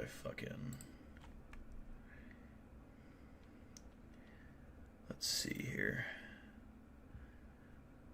I'm going to pull up this video here. Oops. So...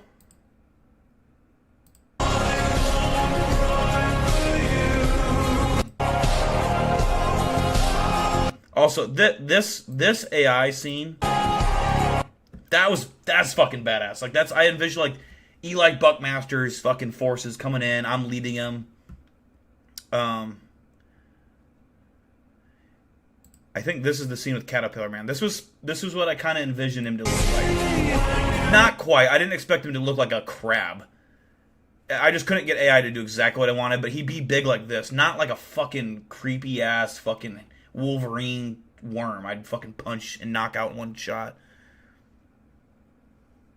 The video when you would say dark cryptid. Oh yeah, in the same video we were just watching. Yeah, I don't know why. That was from Star Wars Revenge of the Sith. I don't know why I did that. I think I was making a Star Wars reference, but I'm not sure. Caterpillar Man. He's the greatest villain of all time. Oh, Chad Ironball says his old name was Bowling Shoes. Okay, so you remind me of that. Chad Ironballs, if I ever make another one of these videos, you are going to be one of those people. I'm just saying. You are, I don't know why. Your name just fucking makes me laugh every time I fucking see it. Chad Ironballs. And your profile picture, which I'm scared to click on, but it just looks like a ripped baby. I don't know if that's what it is. It looks like a ripped infant. That's funny to me. That's super funny to me. But yeah, no. So the funny thing about this clip when I made this, I don't know if you can tell, it says CRRA. Like, I don't know why it said that. And then, like, in the original clip, it had me walking like this. I was walking so fast, so I had to put it in slow motion. And I don't know why my arms are so high up. I'm like, I don't walk like that. The fuck?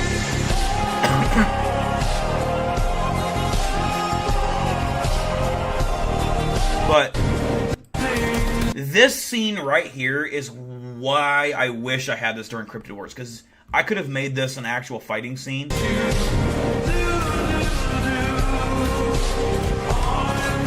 that would have been so much better than the shit that was in the Cryptid Wars movie. Your profile picture is a Twitch emote of some... Oh, okay. I don't know why it looks like a buff baby to me. But the name, never change it. It's too good. Yeah, Eli Buckmaster, he's the head of the operation. Serena is the giant skinwalker, who I don't even know if she's ever fought anyone. I think there was a story time I used to do where she fought something or someone, and she's quite powerful. Lava has like the abilities of basically the Winter Soldier, where he's like a superhuman with a metal arm. I think I just straight up ripped it off of the Winter Soldier, but it totally works. It would be a good storyline. If I could make a movie of this dude, oh man. I'm sorry, but Serena would die like 8 times. She would die 8 times. Lila, you would 100% be in it. Chad Ironballs, you would 100% be in it. Eli Buckmaster, you'd be in a leading role. Lava, obviously, you would be in it. I would put a lot of people. I would put all of you guys in it. You guys could all have a role. Can't we just see Serena and AI? Oh yeah, flying out a windshield. AI Paco, yeah. I could have made legit AI Paco. That would have been a good thing actually. Yeah, now you say that. Should start a Patreon so you can get a budget for a good crypt. So yeah, I don't know. I've been thinking, like, I don't know how long it's gonna take me to get monetized again, and I'm not too concerned about making money on here at this current time, but you know, obviously it would be nice. I thought about starting up for like a Bowl of Death thing. I've had a lot of people asking me about that, like I don't know, like a Patreon possibly. I don't know if you can donate on Patreon. Is that a thing, or is it just a subscription base? Either way, starting up that possibly, or doing like what's it called? Not Cash App, but the other one, Venmo, for doing the Bowl of Death, potentially. But that's just if people wanted to do it. You can get AI to be your co-host as Paco and talk during the streams. How can I actually do that? Man, that just gave me an idea. That just gave me an idea, Lava.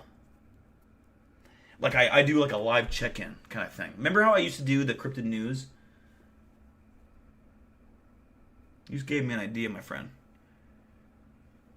You should make an actual movie. I'd be in it. I've always wanted to pursue film. I went to college for making movies. That's what I initially went to college for. So, yeah, I would absolutely love to be a producer of a movie. I think I'd be... I mean, I'm not saying I would be a good one, but I'd be a fun one. I'd make a really stupid movie. It would be only good to like a certain audience. Otherwise, everyone would be like, "This is trash." But like, obviously, like the shit we just watched, you know, it'd be kind of like something like that.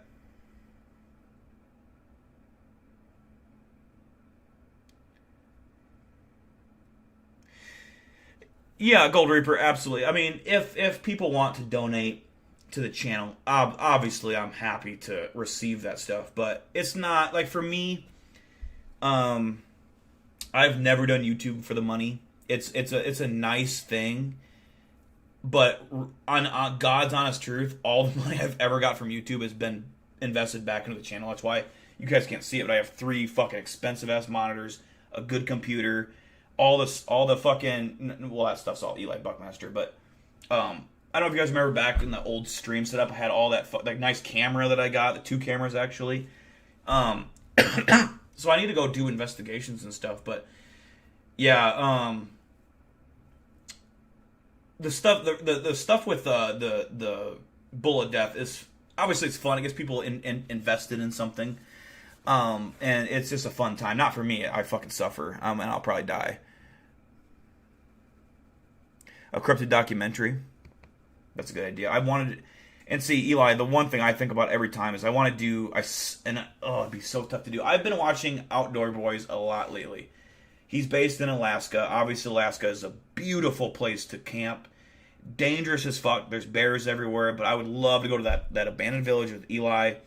Maybe a couple other people, but I would not bring people as fans. I would bring people who are trained. Because this is a seriously dangerous fucking area with people who are experiencing hostile encounters with Bigfoots. The story goes that the Bigfoots invaded this town, killed and dismembered a lot of people. And so I would trust Eli. I would not just bring anybody to that trip. It would be legitimately dangerous. So I would be fine. Eli is trained. He knows what he's doing. Eli has a couple buddies. I have a buddy or 2 that I could bring, and that would be about it. But man, it would be a hell of a documentary. I guarantee we'd catch something.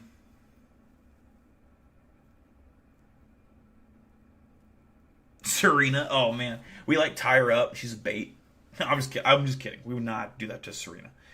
Okay, we would not use Serena as real life bait for a Bigfoot that's hungry. But maybe like a decoy or something. I don't know.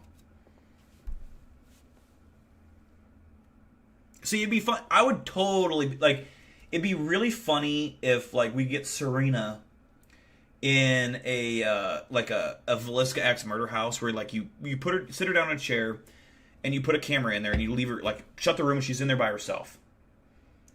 And you just see if she starts levitating or her eyes roll back and she's possessed by a demon or some shit. That would be funny as shit. That'd be funny. You have to admit that'd be funny. I appreciate that, Gold Reaper. I really do, man.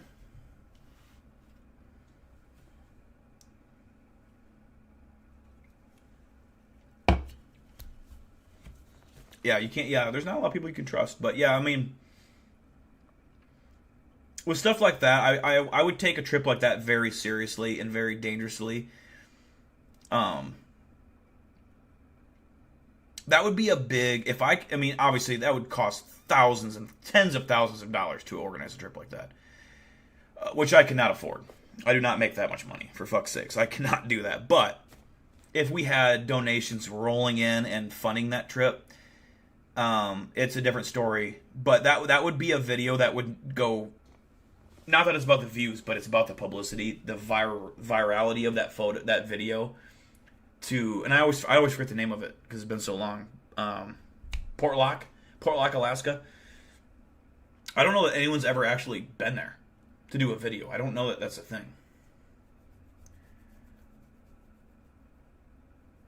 Locked in the silly room with the possessed, haunted demon. That's a good idea. I like that. When are we gonna see streams 2 times a week? Maybe soon. It depends. I could potentially do a Tuesday or Wednesday / Friday. I think I'm gonna stick on the Fridays no matter what. I think Fridays work pretty good for me. But yeah, we could potentially see a Tuesday. If I had to do a second stream, probably Tuesday or Wednesday. But it kind of depends with your guys' schedule too.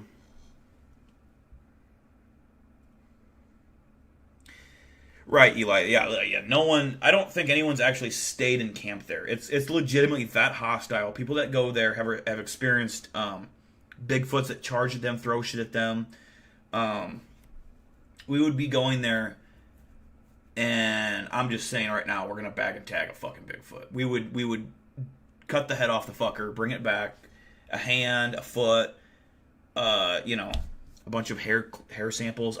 And either one of the two things is going to happen. I'm going to get paid a lot of money and sign a bunch of NDAs to never say a word, because either I abide by that and take the money, or they kill me or kill my family, which I'm not going to risk, or B, I become infamous or famous or whatever you want to call it. I don't make money off it, but I'm the one that fucking posted video of Bigfoot. Either way, my channel explodes. I get a lot of money, and I get to go and do 10,000 times more investigations of high quality at places like this, and I expose the truth of cryptids and whatnot. And there's a lot of cryptids I don't believe in, even though I put on ACT. I don't believe in a lot of them. However, there are some that I do, and I would like to investigate. And more so, I would like to investigate paranormal stuff and alien stuff. It would be fun, dude. It would be so fun. I would have a lot of fun doing that. Biggest cost would be flights, vehicles, and more cameras and whatnot. Oh yeah, yeah. Because you'd have to take a boat plane there for sure. You'd have to go to an airport. A boat plane would have to pick you up and drop you off, and there would be no escape. Because you're not gonna take a speedboat there. It'd have to be a boat plane that would take you down, drop you off. You'd go on the coast, and they'd take off and come back like a week later, or 2 days later, 3 days later, whatever. And I would opt for a week. That's what I would opt for. That'd be awesome. Can you imagine? Oh man, that'd be so fucking awesome. We'll bring Lava and Serena, and we'll make sure that Lava has his bionic arm. We could put these fuckers down together. If you could confirm one thing to be real, what would you choose? Aliens, dinosaurs, dragons, ghosts, or any of the... Ooh, that's a good question. I have to go aliens. I am so bought into the alien agenda, the evidence that's presented. I think it's the most believable of any of them. Not only do I 1,000% believe aliens are real, but I believe that they are on planet Earth and they've been here for a long time. I would love to know the different breeds of them, the different races of aliens, or whatever you want to call it, where they all come from, their home planets. Like, the amount of information is endless compared to the other things, if that makes sense. So I would say aliens, but dinosaurs, oh man, that would also be my number 2. Because cryptids, it's like whatever, but like dinosaurs, I'm a huge dinosaur fan. You can't see it, but right here, oh, that's Godzilla back there. I have a Jurassic World poster right here. Big dinosaur fan. I'm a huge T-Rex fan, Triceratops fan, Stegosaurus fan. I hate the Spinosaurus. I'm a Spinosaurus hater, certified hater. Hate the Spinosaurus. Fuck him. There's a new Steven Spielberg UFO movie coming out this summer, and I'm so... Oh, really? What's it called? I feel like I see a trailer for something UFO related, like alien related. I don't know what it was.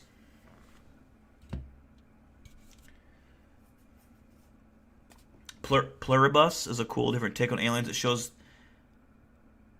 a show by the same creators. Oh, it's a show. Okay, gotcha. I'm probably butchering that fucking name, by the way. I have never watched Breaking Bad as an entirety of the show, but lately I've been sucked in on the clips, man. Oh my god. That and Better Call Saul. It's so addicting. I should just watch it. I've seen pretty much the whole show via YouTube clips now. So the same guy that made that show that you're talking about, Lava, yeah, I'm sure it's good. Disclosure Day. Doesn't ring a bell, but I feel like I've probably seen that. I'm really excited for Invincible to come out. I'm a big Invincible fan. And The Boys. Massive. That's my 2 favorite shows right now. I cannot fucking wait for those 2 shows to come out.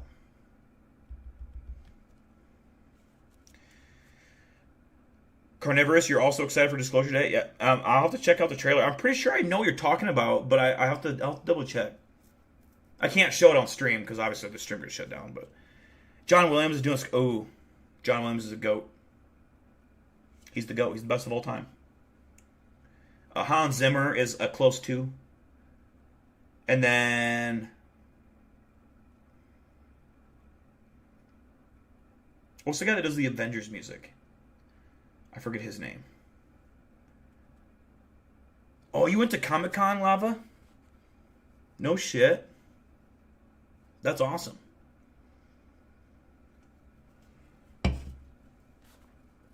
The Boys is awesome. The scene where it's like that little Ant-Man guy. I can't remember. It was like coked up. And he crawls in the dude's wiener in that scene where he's like, that is the wildest scene I've ever seen. That's crazy. But I love it. Not because it's a wiener, but just because it's, you know, like how many shows do that shit? Not many. The way I said that sounded so wrong, by the way.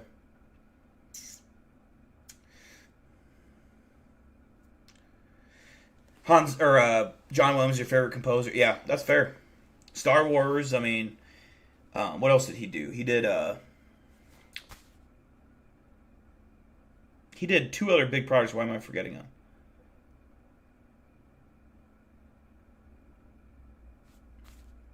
I've had a few drinks. The milk scene from The Boys. Yeah, dude. There's so many good scenes. Like, Homelander is like one of my favorite characters. He's so fucking good. Jurassic Park. Yes, that's what I was thinking of. Thank you, Lava. Lila. That is, in my opinion, the best music score of all time. Jurassic Park and Jurassic Park Lost World. Those two. Actually, my favorite of all time is Lost World. Personally, I know it's Jurassic Park is the original. That original theme is the best, but overall, the Lost World. Oh man, as a kid, I watched the Lost World so many times.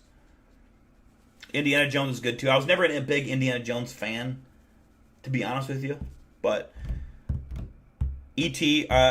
creeped me the fuck out. I'm not gonna lie. When I watched that movie, that scared the shit out of me. I tell you what, right now, if I saw an alien like E.T., I'm killing him. I'm beating him to death with a hammer, for sure. Like, bam, bam, bam, dead. He's dead. Face caved in. I don't know what the hell you are, where you came from, but you're dead. Fuck you. You have a little lighty finger. Fuck you. I have a lighty fucking taser torch, bitch. Fuck you. How long until we see Jurassic Park take a horror route in future films? Dude, right? Like, Jurassic World's so disappointing. The first Jurassic World, I loved it. I love that movie. The Dominus Rex, it kind of felt like a horror movie in a way. It was really good. The T-Rex at the end coming in, Rexy, that was such a good movie. The second Jurassic World, despicable. The third one, despicable. The latest one was decent. It was decent. It wasn't terrible. It wasn't great. I actually didn't mind it as an entertainment standpoint, but I'm like, man, it's like Transformers movies. Transformers movies fell off a cliff so hard. The first Transformers, the second one, Dark of the Moon, and what was the third one called? Revenge of the Fallen? Is that what it was? Or is that... No, I have those mixed up, I think. Dark of the Moon was the third one. Anyways, the third one was amazing. The second one was amazing. The first one was amazing. I loved all three. The fourth one was like, I don't like what we're doing here, but like the Albert Einstein guy. What are we doing here with that? What are we doing here with an Albert Einstein robot? The fuck? The fifth one was so stupid. The sixth one was so extremely... They're all dumb. The original... That Bumblebee movie they made was good. Everything else is so dumb. I hate it. Stupid. It's so dumb. It's so stupid.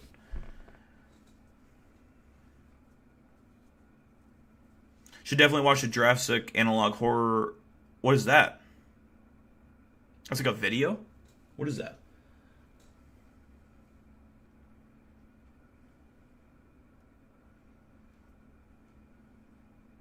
Yeah, Jurassic World needs to do a movie where... See, I'm not a big fan of the hybrid shit either. I'm so sick of the hybrid shit. I just want a movie where... That's why I like The Lost World. And Jurassic Park itself, the first one, is a classic. They go to this park and there's dinosaurs, right? That's awesome.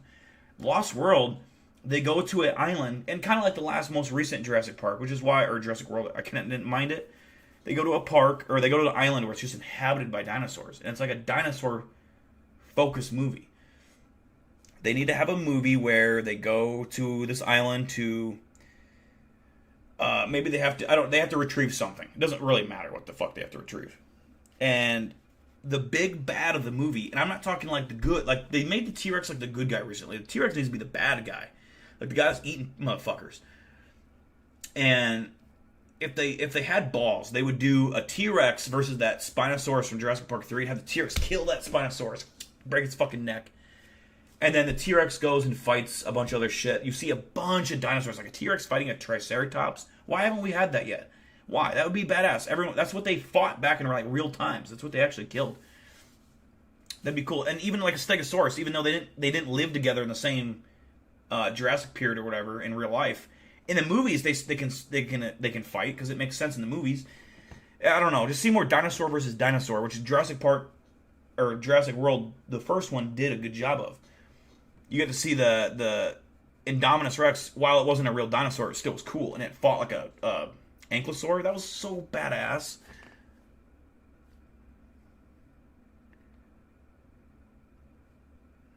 We need a book, accurate movie.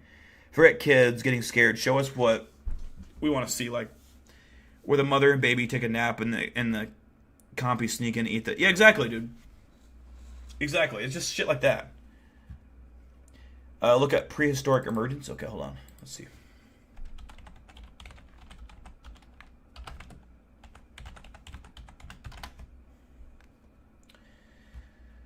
Let's see. It's a popular YouTube-based analog horror series created by Azun Studios that depicts a global catastrophe where extinct creatures, including Megalodon, T-Rex, and... Oh, really?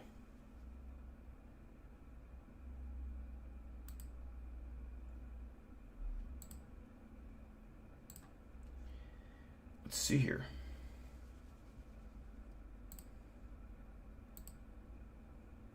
Oh, whatever video I just clicked on is not it. That's interesting, though.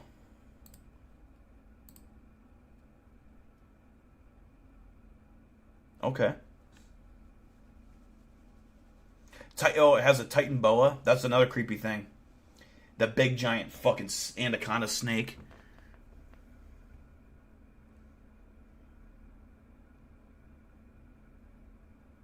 Can you imagine a T-Rex just biting Serena in half?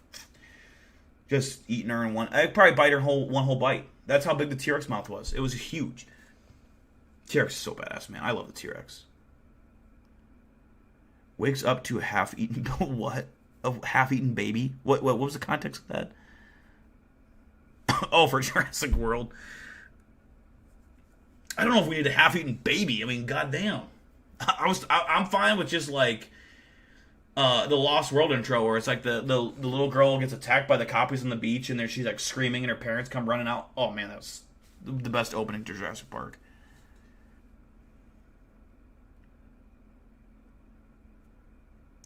That's fair, Carnivorous. That's fair. Mixed it, yeah. I mean, just something different, honestly. Just quit doing the same stuff that they've been doing.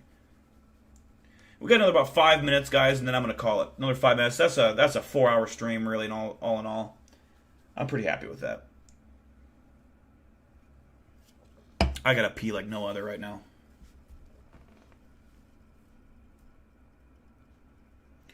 There's this guy, Paul, what is that, Rosalie, who goes into the Amazon, survives, talks about how there are snakes so huge, deep in the... Oh, dude. Yes.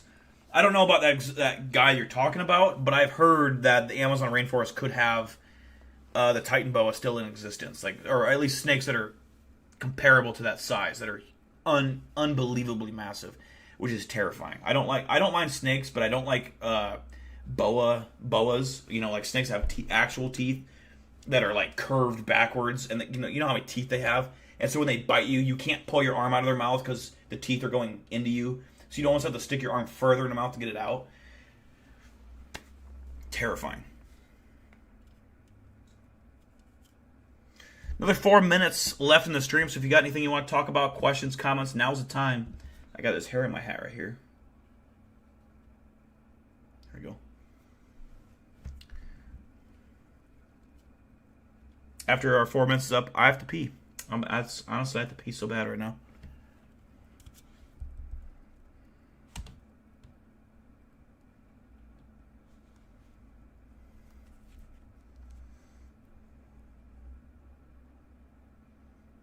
I should show you my, yeah, do it.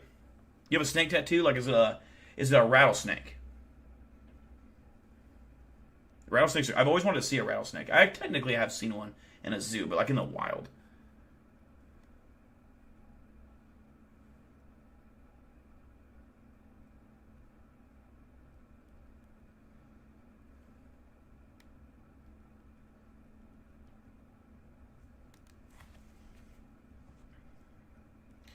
Can I try to stream once a day for an hour? No. Dude, I wish. I wish I could. I can't. It's impossible for me to stream once a day. At most, I would do it 2 times a week. And eventually, I would like to start doing that for sure. But like YouTube, it's awesome. I love talking to you guys. I really do. But it sometimes, after a while, it does feel like a job at a point. You know, there was a point where I was streaming 3 times a week. And you have fun. I have fun doing it. But when you have to, like, you can't, there's 3 nights a week, you can't have any plans. That does, you know, when you already work a job, it feels like a second job because of that. You know what I mean, if that makes sense? Like, it's not that I don't enjoy doing it, like, it feels like a good job. It's more like, I can't have plans those other 3 nights, and it's just hard to do that. It just really is. What kind of gear would I take with me on a paranormal cryptid trip? Besides the combat probe. Obviously, I'd bring appropriate firearms, knives. I would wear... If I'm going on a paranormal trip, I wouldn't need to bring protection like that necessarily. If I'm going to an abandoned place, I'm bringing weapons. If I'm going out in the wilderness, I'm bringing weapons. You know, if we're in Alaska, I'm bringing bear mace. Or any place with bears. I don't like bears. Bears are terrifying. But yeah, it just depends. It just really depends where we're going. But no, I'll bring the combat probe. Eli, this thing that you bought me years ago. I ain't shitting you, and you know this. I'm not telling it to you. I'm mostly telling it to other people. I could break someone's skull open with this thing. This thing is no joke. This is pure solid metal. If you got hit in the head with this, you're unconscious, and you're in the hospital, if not dead. Like, this is solid. And even if the taser, if I put new batteries in this and the taser was still active, I wouldn't ever use a taser. It would just be a... Oh, man. I would bring that. I would legit bring that. You're pretty tired from flying to Vegas. Yeah, no, dude. Where'd you fly out from? Like, 8+ hours? Either way, flying is, yeah. I've only flown once, and it was from Iowa to Florida. It's like driving, kind of, where you're tired afterwards, for sure.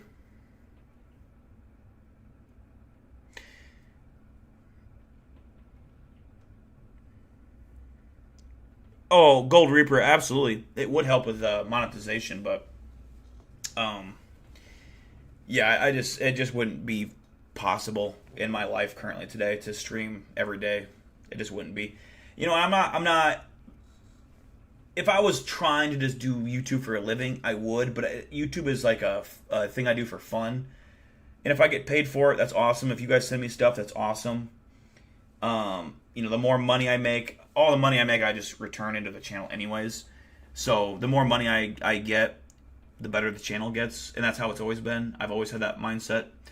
But like I said, YouTube is secondary to other things in my life, so I can't stream every day. And I would struggle to stream for an hour. If I stream, I yap so much. I just talk. And I have to stream for at least 2 hours. Spokane, Washington. Oh yeah, that's a trip. That's a trip. Well, hopefully you have fun down in Vegas for that tournament, that WAA tournament. Or WCC. I think it's WCC. Well, anyways, guys, I think we're going to wrap it up there. Thank you to everyone who tuned in. I appreciate all of you. Lila, Carnivorous, Gold Reaper, obviously Eli Buttmaster, the GOAT. Dakota, Lava, the GOAT. Serena, the GOAT. Belgium Warrior. I have terrible memory and I've been drinking, so obviously, Blaze, can't forget Blaze. Everyone that was in this, Chad Ironballs. I think I said Gold Reaper already. Eric Kennedy, John Wilson Lee, all of you guys that were in this, Meow as well. All of you guys that were involved today in the stream, I appreciate you. Again, my plan is to stream every Friday night. If there's anything that comes up, I'll just push it back to another weekend day, like Saturday night or something like that. But my plan is to stream once a week for right now. I may uptick that eventually once monetization hits, and we can do more fun things with it. Even before that probably, but yeah, I would say look out for me every Friday night as for now, and we'll go from there. But stay safe, everyone. It's a wild time we're living in. Watch out for cryptids. Watch out for pedophiles. They're everywhere now. Watch out for pelicans that have disease. There's pelicans that are picking babies up right now and toddlers and flying around. So watch out, Serena. Yeah, see you guys. Hey, Eli Buttmaster, respect. Gold Reaper, Lava. Good night, guys. Don't forget to share in the channel. Yeah, if you ever want to do me a real favor, when you go to sleep at night or fucking whatever, put the YouTube live stream on and just in the background have it playing muted or something, and it gives me watch time hours. That progresses the channel big time. If that's something you really want to do, help. Maybe in one of these next streams I'll set up a Cash App or a GoFundMe, or not GoFundMe. What do you call it? Venmo or a Patreon or something like that. If we want to do a Bowl of Death kind of thing, I'm not really worried about that at this exact moment, but maybe we'll start talking about that. But yeah, that's the plan. So I'll let you guys all go to bed, or maybe you guys are gonna stay up and party. Whatever you choose to do, be safe. Watch your six. I always tell you this, and feel free to hit me up on Twitter at any point if you guys want to. I try to respond on Twitter DMs as best I can. I'm not perfect at it. But yeah, take care, guys. I love you guys. Thank you for tuning in. I appreciate you as always. Take care.